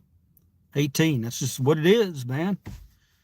It is what it is, dude. That's what it is. It is what it is. That's all that it is. Now, this becomes my question to you, okay? Well, and it might not even, look, it might not even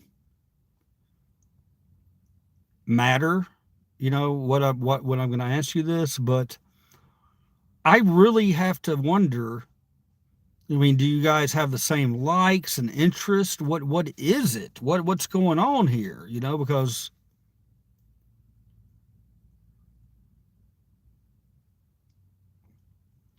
dead ass. Thank you. You're not our grandparents.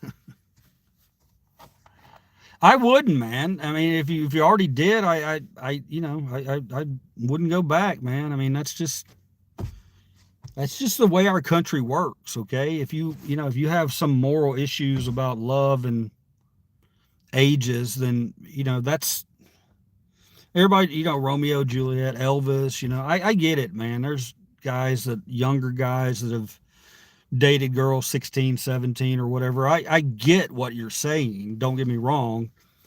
But also you got to look at what it's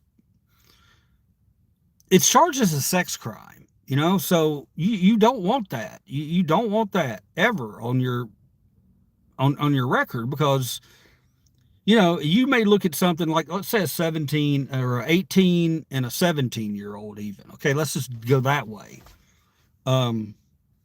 Morally, I can, they hang out together. They're in the same crowd and everything. That it's a different set of circumstances, but you're still going to be charged as for a sex crime. So, when people in the future ask you, hey man, what the hell happened? And you try to explain to them that situation, their mind's automatically going to go to young kid. You know what I mean? So yeah, man, it's just not, you can wait is all I'm saying. You can fucking wait, man. I know when you're young, that kind of stuff is the end all be all, you gotta have your little, Adam Woo. My grandma was 16 and my papa was 30. Okay, man. I mean, I know my dad was 12 years older than my mom. He didn't meet her till she was. I mean, yeah, you could get into the whole argument age, you know, and when is somebody mature enough to make those decisions on their own? Dude, it's just so fucking dicey, dude. Everything about that, man. I don't, you know what I mean? I wouldn't want to be, you know what I'm saying. Why are you people obsessed with the subject? Wait, if you didn't do anything with her, then you can date her. My mom, he's not wrong there. I mean, as long as you're not, you know, breaking a law. But I mean, you know, you gotta be. There's got to be a reason her parents are going to want you to date their daughter. Just make everybody happy, dude. At least, you know, partially happy. And are still best friends to this day. My mom. Well, I forgot your first part here. My mom was 16 and my dad was 23, and they were married for 6 years, and they're still best friends to this day. 1940, and there was no law against 26 years. Hey, I mean, I get it, guys. Yeah, I see what you're saying, but for me, I don't know. It's one of those, man. It's just one of those I need to juggle with in my head a little bit, you know. So I really couldn't give you a informed opinion, you know. But I understand all what you're saying. I get it. I totally get it. You know, Elvis got away with it. You know, Jerry Lee Lewis got away with it. And a lot of people, you know, maybe they marry young and stay happy their entire lives. I hope that's the case. That's the thing that worries. That's the thing that worries me about the way predators and their mind works. You got to be careful, because they know they go after vulnerable younger people, you know, who they find an area that person that they could latch on to from that person, you know, to make them very valuable to that person. See what I'm saying? So you just gotta, I don't know. I don't know. I've got opinions about everything, but everybody's got opinions, right? Opinions are like asshole. As long as you're not, you know, everybody has one. As long as you're not hurting anybody else, you know. You know, at the end of the day, that's what I'm more about. Oh, man. Not for fame or fortune do they strive, but the fruits of their labor are worth more than their pay, and it's time a few of them were recognized. Hello, Detroit, auto worker, let me thank you for your time. You work a 40-hour week for a living, Just to send it on down the line. You bought those corporate people a lot of time with that song there. No, it's I appreciate Alabama for putting that song out for the hard workers out there. Do you mention pay in it? I don't know. Let's see. swings the hammer, driving home the nail for the one. Oh shit, man! This stuff, guys. And then my car mocks me when it happens. It mocks me. It says "see you." You know what? I love his car, man. But you start saying shit like that to me when I'm trying to get into this and trying to figure out this song, and you just cut it off and says "see ya." That's not cool, car. Be nicer.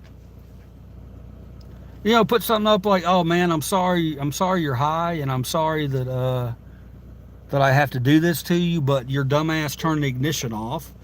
So next time, don't turn the ignition off." You know, that message right there, man, I would get it right off the bat. I wouldn't do it. It wouldn't happen again if I got that message. But no, I get "see you." So now I kind of want to test her. You know what I mean? See how much of a bitch she can be.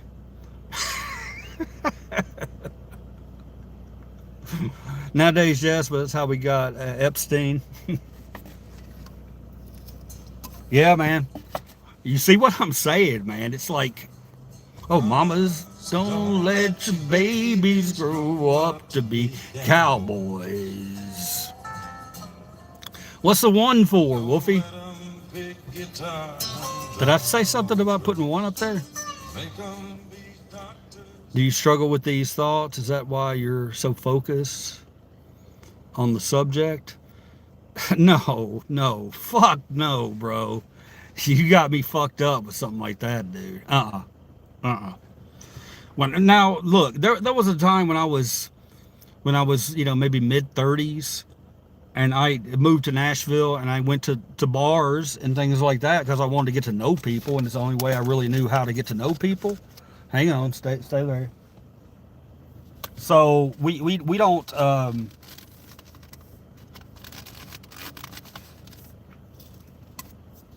so I hung out at places where, I did karaoke. It was a karaoke jock, and I talked to girls, and girls would wind up being, 24, 25, and I'm what, 34, so 35. It's one of those deals where, man, I want to meet these girls and I want to get to know them, but I got to a place when I moved up there where I'd never been a one night stand kind of guy. I just ain't never been that. Never been it my entire life. You can call me whatever you want to. Call me beta. Call me whatever. I don't care.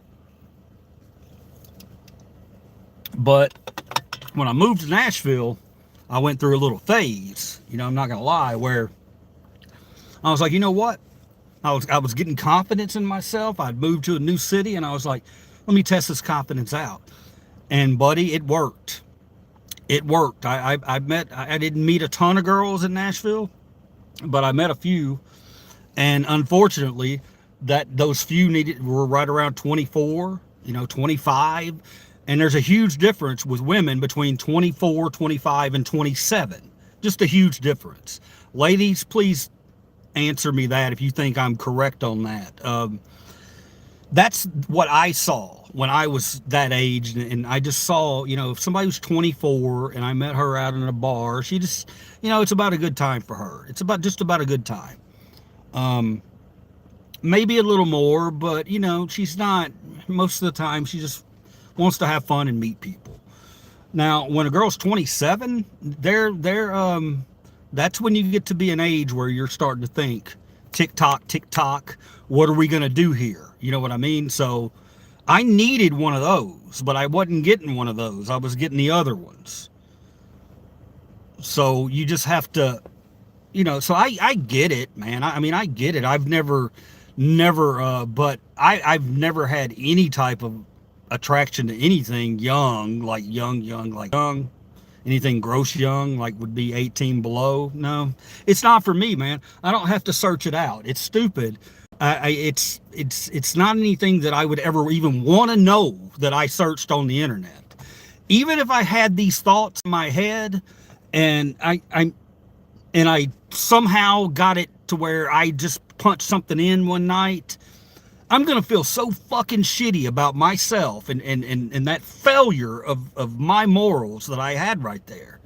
That's all I'm talking about with that, So, yeah, why? Even if I guarantee you it's not something that if I ever accidentally clicked on it and saw it that I would go, oh, that looks interesting to me. Are you fucking mad? I would immediately just throw that fucking shit out. And how did that happen? It hadn't happened to me. I've been on the internet for a long time.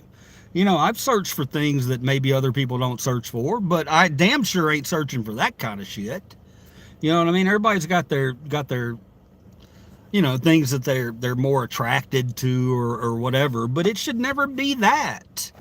It should never be that. First off, you want somebody on your level mentally.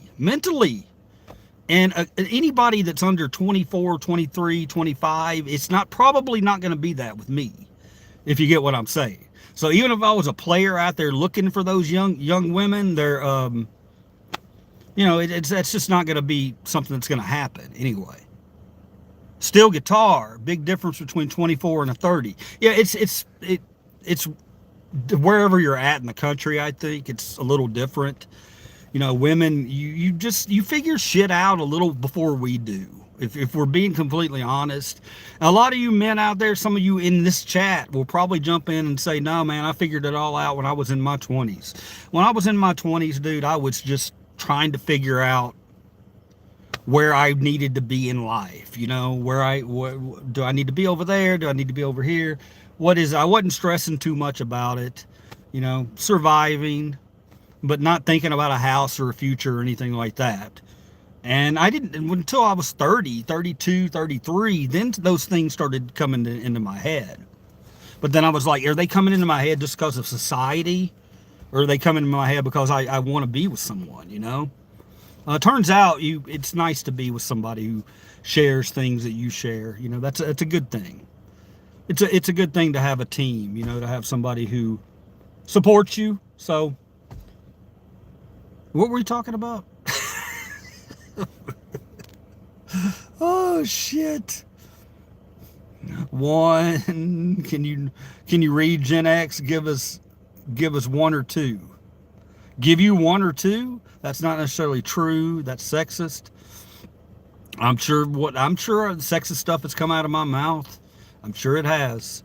If anything does, I want you to point it out to me, and I want to tell you it's not from a place where I'm trying to hurt anybody. It may just be, ignorance on certain things, and that's okay.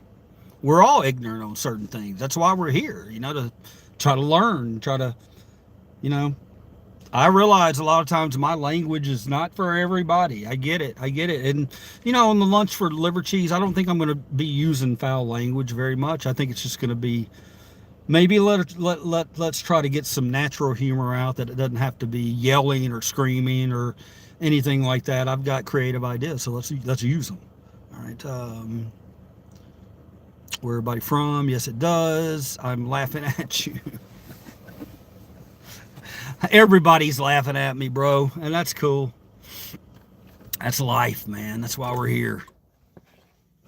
We're here to laugh at one another and enjoy one another and get valuable things out of one another. Not valuable things as in money and shit like that. I mean valuable things as in knowledge and just kindness and treating other people with respect and things like that. And we're doing it, man. I know we've only got 2 in here right now, but that's okay. We can change the subject. What do you want to talk about, Zara? Zara, give us a subject, please. How are you? What would you like to share with us? Would you like to share any experience or anything like that, or your background, or the day you've had? It can be anything. It can be how you feel on a certain topic.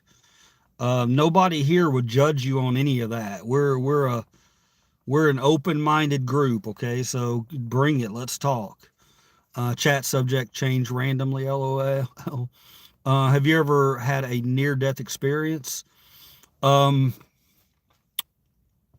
a good question. That's a good question. When I did have my stroke last year, I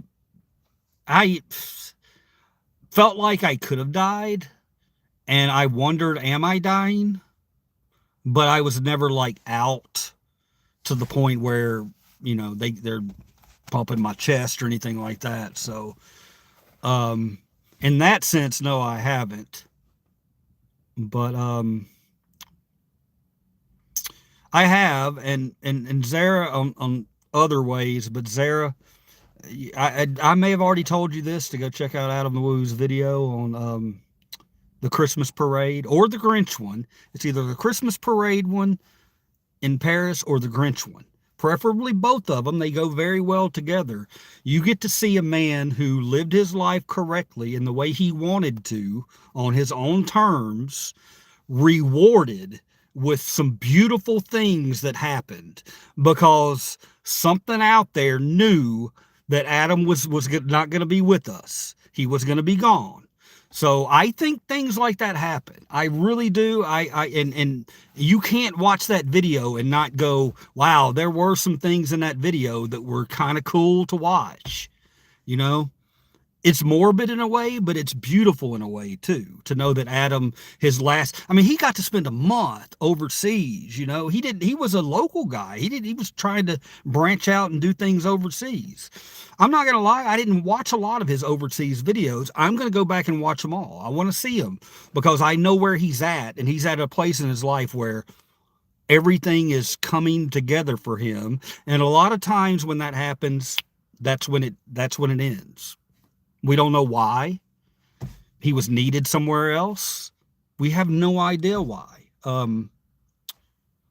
But it's beautiful and it's scary. I don't want anyone to I don't want to show you content that scares you. I want to show you content that gives you hope and understanding. And even if you don't believe in spiritual things, that you can at least see how I could look at that and see that as being a beautiful spiritual experience. So I hope you watched that, or you did watch it. I told someone the other night about it. What's up, Angry? I don't like morbid. Yeah, there's nothing morbid about it. Nothing morbid about it. It's very it's very uplifting, to be honest. It's good stuff. Good stuff, uplifting stuff. The only thing that's sad about it is that he talks about even this week, you know, what he's going to be doing Christmas week. And he talks about his plans for 2026 and coming back to Paris in 2027 and how he couldn't wait. And that's kind of sad. You know, when you hear that, you're like, oof, oh man, I don't like to hear him talk about, you know, things he's got upcoming. That's kind of, oh, that hurts. Was I there with you? My memories, I don't like morbid. Was I there with you? My memories give me hope and clarity.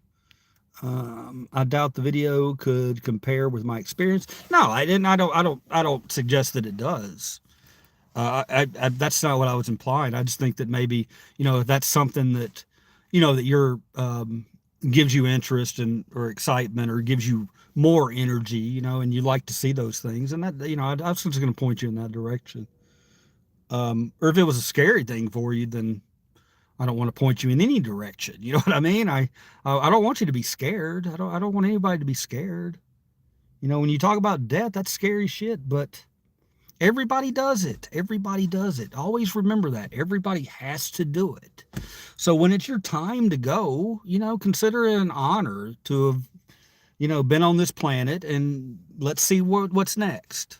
That's all. I mean, I think that's a beautiful way to look at it, whatever your beliefs are spiritually. Mellow sounds, sabotage. I've lived a fulfilled life. I've done big things in my life. So when my number's called, I go without any regrets. Tomorrow's never guaranteed.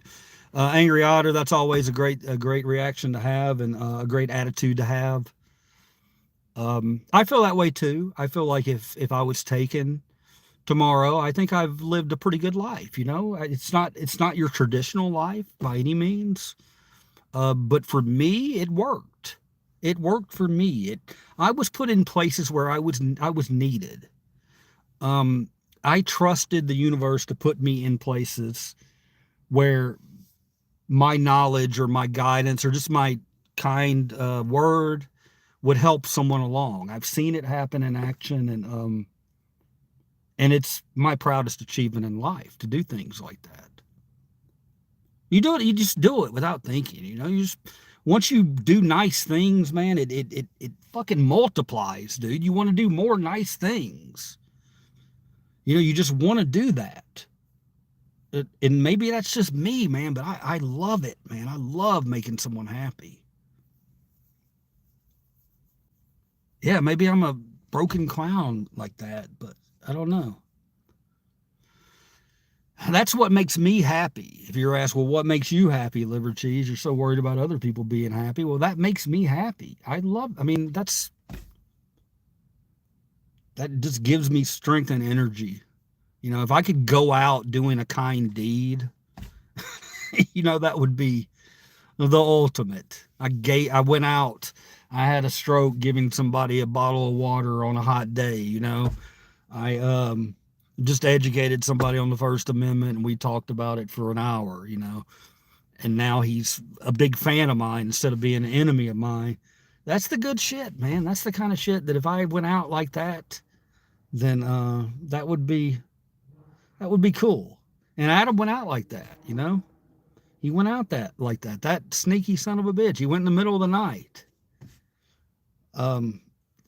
It's wonderful, Adam. Wonderful. Wherever you're at, whatever you're doing, your exit here was hurt like hell. But it was a memorable thing that we'll never forget. We will never forget it. And those of us who can go back and examine what they like about Adam, then maybe you'll see how Adam influenced you in other areas in your life. You know, if you watched him, it could be little bitty things. So Adam never dies. Those are like non-bloodthirsty fleas. I can understand. Start with picking up trash off the ground and recycle anytime you can. The earth is important to keep clean. That's very good, Zara. Very good to say. Zara, I'm not going to lie to you, man. This happened to us in Pensacola. We were recycling down there when we were in Pensacola. We got really big into it. My wife started doing it, and I followed along with her. And you know, it's a pain in the ass, but we did it. And we felt good when we did it. And then I read a story after we moved from there, you know, that they weren't even dividing up. Everything was going together. They were just throwing it the fuck out. There was no recycling going on. The whole program was a sham. And that bothered me. I was like, holy shit, dude. Why would you do something like that to somebody who's actively trying in the only way that they really know how?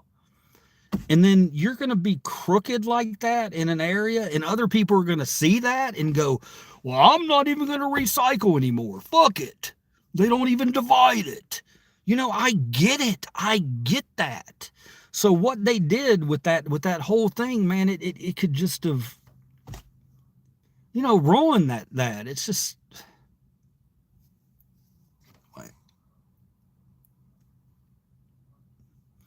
yeah, they run that. These guys are trying, you know, and you can make fun of it. Everybody, you know, I get it, man. People, you know, they make fun of people who try to do good for the environment. It's been that way for a long time. It shouldn't be that way.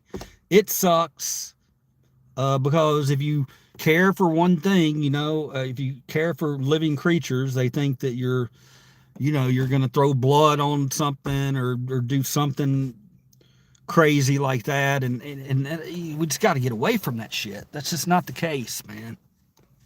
You got to stop. It's over. Stop that shit. Okay. We're all here to either teach a lesson or learn a lesson, and when it's done, we move on. Just saying. Well, maybe that's why you're here tonight, Angry Otter. I felt compelled to when I was going through my awakening. I love you. I love you too. Dirty Croissant, I don't know if you're being an asshole or if you're being honest, but it doesn't matter to me because what I say to you is honest. I love you. Who is they that you're speaking about? Wait. What was I just speaking about? I think I've already forgotten. Hold on. I'll figure it out. Give me a second. It's amazing how that happens. It's so amazing. And I'll remember in a minute. Picking up trash. I'm talking about, when I said they, I was talking about the Pensacola recycling program. You know, their whatever their garbage was, their sewers system, or whoever their company was that ran all that down there. You know, it was a big scandal down there that they did that. You know, they and by they, I guess I would say the whole company. I mean, if they were all in on it, they all knew. Maybe I'm wrong on that. Maybe I'm speaking wrongly, out of turn. Maybe I'm speaking out of turn there. But from what I remember, it was a company-wide thing that they were just kind of laughed at the recycle program. Like, well, we'll put it there, but we're not really, you know, people are going to use it and we're not really going to do anything with it. That's terrible. Terrible. Did one of the members make fun of you for recycling? No. Give me an experience to support your claim. What about being made fun of for recycling? Well, just in general, when you do anything that's for the environment that would be different, you have people who, my neighbors all think I'm a tree hugger. If that's what I mean. That's an experience.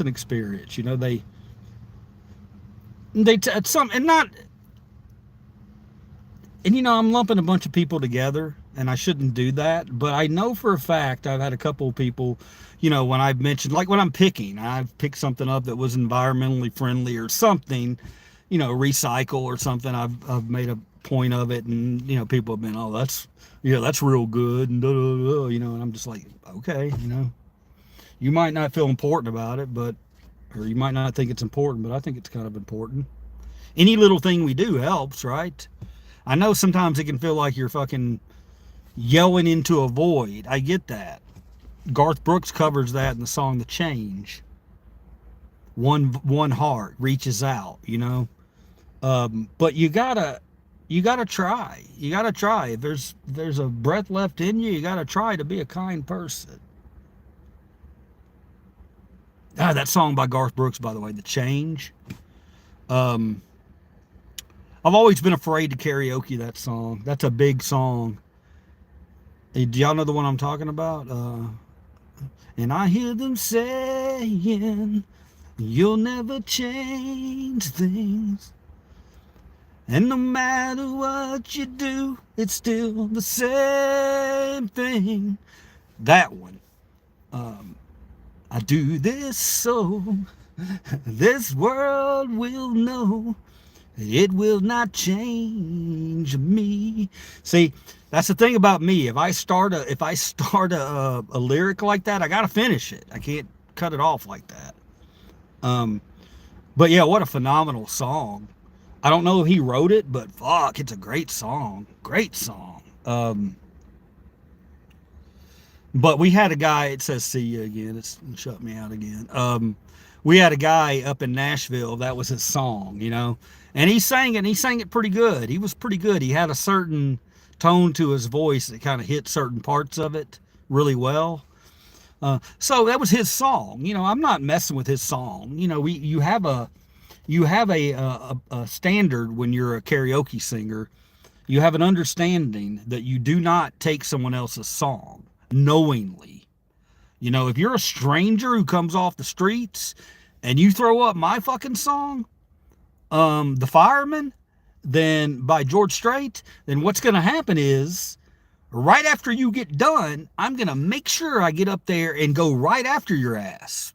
And I'm going to let you know real quick, that's my song. Okay. So the people who were there who knew not to do that, they were cool. They didn't touch The Fireman. That was it. That was mine. What's your song? Outlaw Woman? That's the one you karaoke? Yeah, that's a cool one. I do a Hank Williams Jr. The one I do from him is that I did most was Honky Tonk State of Mind. I'm just a country state of mind. Laid up here in a country state of mind. But the only reason I did that song is because at the end it's got the yodel, and I could do that yodel. I could nail it. Yodel-lay-ho, lay-ho, lay. So I could always nail that one. So I would do that song. It's an easy song to do. But my other one was that I started to take over was freaking Friends in Low Places. But the thing about Friends in Low Places, man, that's just too big a song. I'm not going to make that my song because some jackass is going to come in within 10 minutes and sing that song. And I ain't been karaoke in years. But I guarantee you, if I go karaoke, maybe we'll go karaoke one night. Yeah, fuck yeah, let's do that. I guarantee you, I go in any karaoke place around here, and that song's going to be played. Somebody's going to play Friends in Low Places. I can almost nail that song. It's the one I'm really proud of that I practiced many nights to get people to try to sing. But it's not my song. You know what I mean? I need something. The Fireman is one of those that you don't hear. You hear it, but you don't hear it very often. And you notice like how I said it too. The fireman, a fireman. It's a mun. It's not a man. It's a fireman. Fireman. Well, they call me the Fireman. That's my name. Don't fuck with me with that song. That's my one song that I could sing in my sleep. I do not need to look at any lyrics. I don't need to look at them. I could wake up singing that song. That's just my song. And what's interesting about that is that, you hear it every day. Yeah, George Strait. What's interesting about that, I was thinking about it the other day, how life imitates art. That the song is about the fireman, and it's clearly about a guy who goes out and puts out old flames. So it's not really about a fireman, but my dad was a fireman for, many, many, many years, and he retired, and I tried to be a fireman, but some things happened, and I didn't become a fireman. But had I been a fireman, I would have been a damn good one. So it's interesting that became my song. I wonder how much of that was mental. I was just very good at that song for some reason, I think. I don't know. Makes you wonder, though.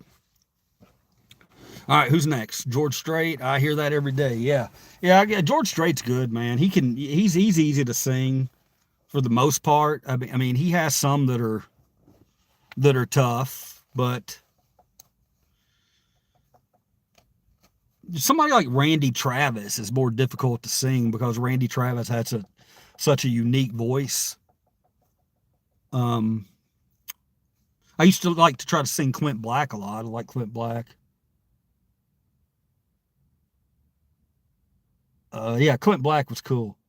What happened to Clint Black? He kind of disappeared, didn't he? He didn't get any kind of trouble, did he? Clint Black get any trouble? You have to cut your hair, and you said no. I gotta cut it. I got it up, man. That's why it's so flat up top, dude. But back here, this shit, man, it looks like a rat's nest. Dude, my video today, I pinned a comment. I apologize for that so much, man. There were so many damn. I don't usually watch my videos on the big screen, okay? So for me to throw it up and let my wife watch it, yeah, pretty telling. I didn't like that because I had trimmed my face and I had my hairs, not my dog's hairs, all over my fucking shirt. And I could have sworn I got all that stuff off, dude. And after that's what the video was, though. It was a spur of the moment thing. It's not something that I thought out for a long time. I just did it. I wanted it to be that way. It is what it is. I've got shit all over my thing. And if you want to form an opinion about that, then that's cool. But I apologize for it. Usually it's my dog hair, but this was because I trimmed a little bit on the side. So you didn't have to look at that shit. Let me look and see. Well, where I trimmed right here, right through here. And I trimmed all this. Took a little bit off this, not much, but just a little bit. You know, guys, I'm well aware. The video that I put up, the last video I put up, man, I was looking at myself. I was like, damn, man, I've got to do something. I've got to do something. If these guys are going to come and love me, they've got to at least halfway be able to look at this face. So, and there's a lot of things, man. I noticed I got to go to the fucking gym. I got to get that. I got to get that ASAP. Not just for the cardio, because I'm going to be doing a lot of walking. I'm not worried about the cardio, but I am, but I will get it through walking. But my muscle mass and everything, man, I was looking at myself today. I had an unflattering angle of my arm, and I'm like, man, I just got to fucking do something. You know, that's not, it wasn't good. It wasn't good. I've been, you know, Not as active as I should be. And I need to lift weights, or I'm going to get my ass kicked out on the streets one day. No, man, I'm crafty when it comes to shit like that. Oh, hold on. I got to start it over, got to start it over, got to start it over, got to start it over. I keep hearing you're concerned about my happiness. With all that thought you Pulp Fiction, baby. conscience, I guess. If I was walking in your shoes, I wouldn't worry none. While you and your friends Thank you, Stephanie. having lots of fun. Counting flowers on the wall, that don't bother me at all. Playing solitaire There till dawn with the deck of 51. What a fucking lyric. smoking cigarettes and Watching Captain Kangaroo. Now don't tell me I've nothing to do. Wow. last night I dressed in tails, pretended I was on the town. As long as I can dream, it's hard to Thank you. stop the swinger down. So please don't give a thought to me, I'm really doing fine. You can always find me here and have it quiet time. Yeah. Flowers on the wall. That don't bother me at all. Screw you, dude. With the Deck of 51. Smoking cigarettes with watching Captain Kangaroo. Now don't tell me I've nothing to do. It's good to see you. I must go. I know I look a fraud. Anyway, my eyes are not accustomed to this life. The deck of cards for the song. Are not accustomed to this hard concrete. So I must go back to my room and make my day complete. Young Flowers on the wall. that don't bother me at all. I like the way he comes in the back. Playing solitaire till dawn with the deck of 51. Smoking cigarettes. And watching Captain Kangaroo. Yeah. Tell me It's good shit, man. I've nothing to do. Don't tell me I've nothing to do. That shit goes hard, man. I don't care who you are. That shit goes hard. That's good stuff, dude. I need the deck of cards for the song. Warm summer's eve on a train bound for nowhere. Met up with a Gambler. We were both too tired to sleep, so we took turns of staring. Tells a story. No, at the darkness, the boredom overtook us, and he began to speak. He said, "Son, I've made a life out of reading people's faces, knowing what the cards were by the way they held their eyes.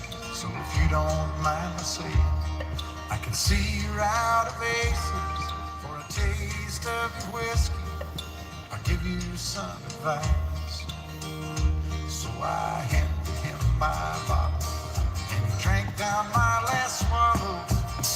Then he bombed a cigarette and asked me for a light. And the night got deathly quiet, and his face lost all expression. Said, "If you're gonna play the game, boy, you Is everybody ready? play it right. You got Know when to hold 'em. Know when to fold 'em. Know when to walk away. Know when to run. You never count your money. When you're sitting at the table, there'll be time enough for counting when the dealing's done. All right, now serious question, guys. When was the last song you heard like that? That's a story, man. That is a story. It is a story told through music that is wonderful. Everything about that song is amazing. Man, we need to get that songwriting right there back. We need to get that kind of stuff back, because when it takes me, and I've been on that ride, dude. We've all been on that ride 100 fucking times. But that's the thing. Every time Kenny Rogers comes on and I'm listening to The Gambler, guess what? I'm on that ride again. And if I haven't been on that ride in a while, I'm happy to fucking be back. I love that ride. Take that ride anytime. More music like that, please. All right. I'm missing my favorite shows to watch this. What are you missing, boss? That's not gonna be too much longer. Was it 10 o'clock? Was that when when your shows came on?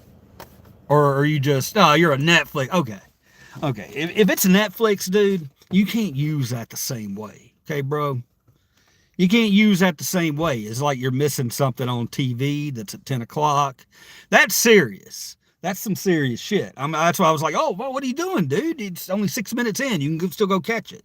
But, no, you saying you're missing your shows, for me, really implies that you're missing your Netflix shows, which you can watch at any time.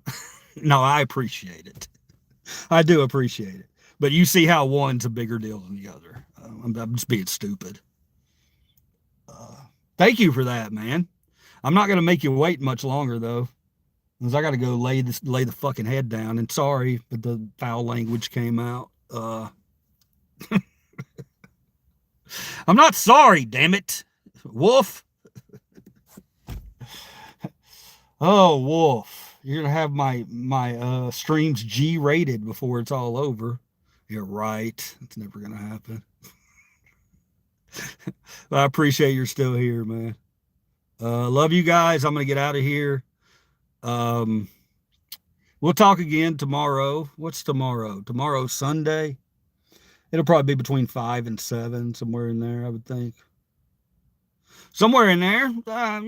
Click notifications. It should pop up. Hopefully this time I'm going to restart my phone before it happens and not get the, hey, bro, we can't hear you message. I did it this time. I did it, so I knew. But I didn't have the wherewithal to set up where you could click on the link and come in live. So that's the reason that wasn't up. I was at the point, I'm starting to function again. So I was at the point where I was like, I don't think I can physically get this part up. So thank you for being patient with me there, man. All good, LOL. Like always, we love honest. We love a non-homo way. Yeah, absolutely, man. I always say as a human. A lot of times I'll say as a human, but every now and then I'll just say it as a person, or sometimes I'll just say I love you, you know? It's not, God, it's such a weird thing for people to think that's a, guy just tell me today about you hug guys. Yeah, I'll hug a fucking guy. I don't care anything about that. Guy needs a hug, guy's going to get the hug. Period. And there's not going to be any sexual thoughts about it. So get your mind off that crap. Guy was talking about that earlier. I'm like, dude, give me a break with that, man. That's silly. That's silly. But I get it. There's those things in life, you can be seen across the street doing something and somebody can go, whoa, I didn't know he was into that kind of stuff. Yeah, it happens. Shit like that happens. All right, man. Zara might be. All right, guys, I'm gonna get out of here. I love y'all, man. Hopefully I'll see you again tomorrow. Thanks for coming and joining me for a few hours. Hopefully you had fun while you were here, and we'll do it again tomorrow, guys. Love you all very much. Have a good night.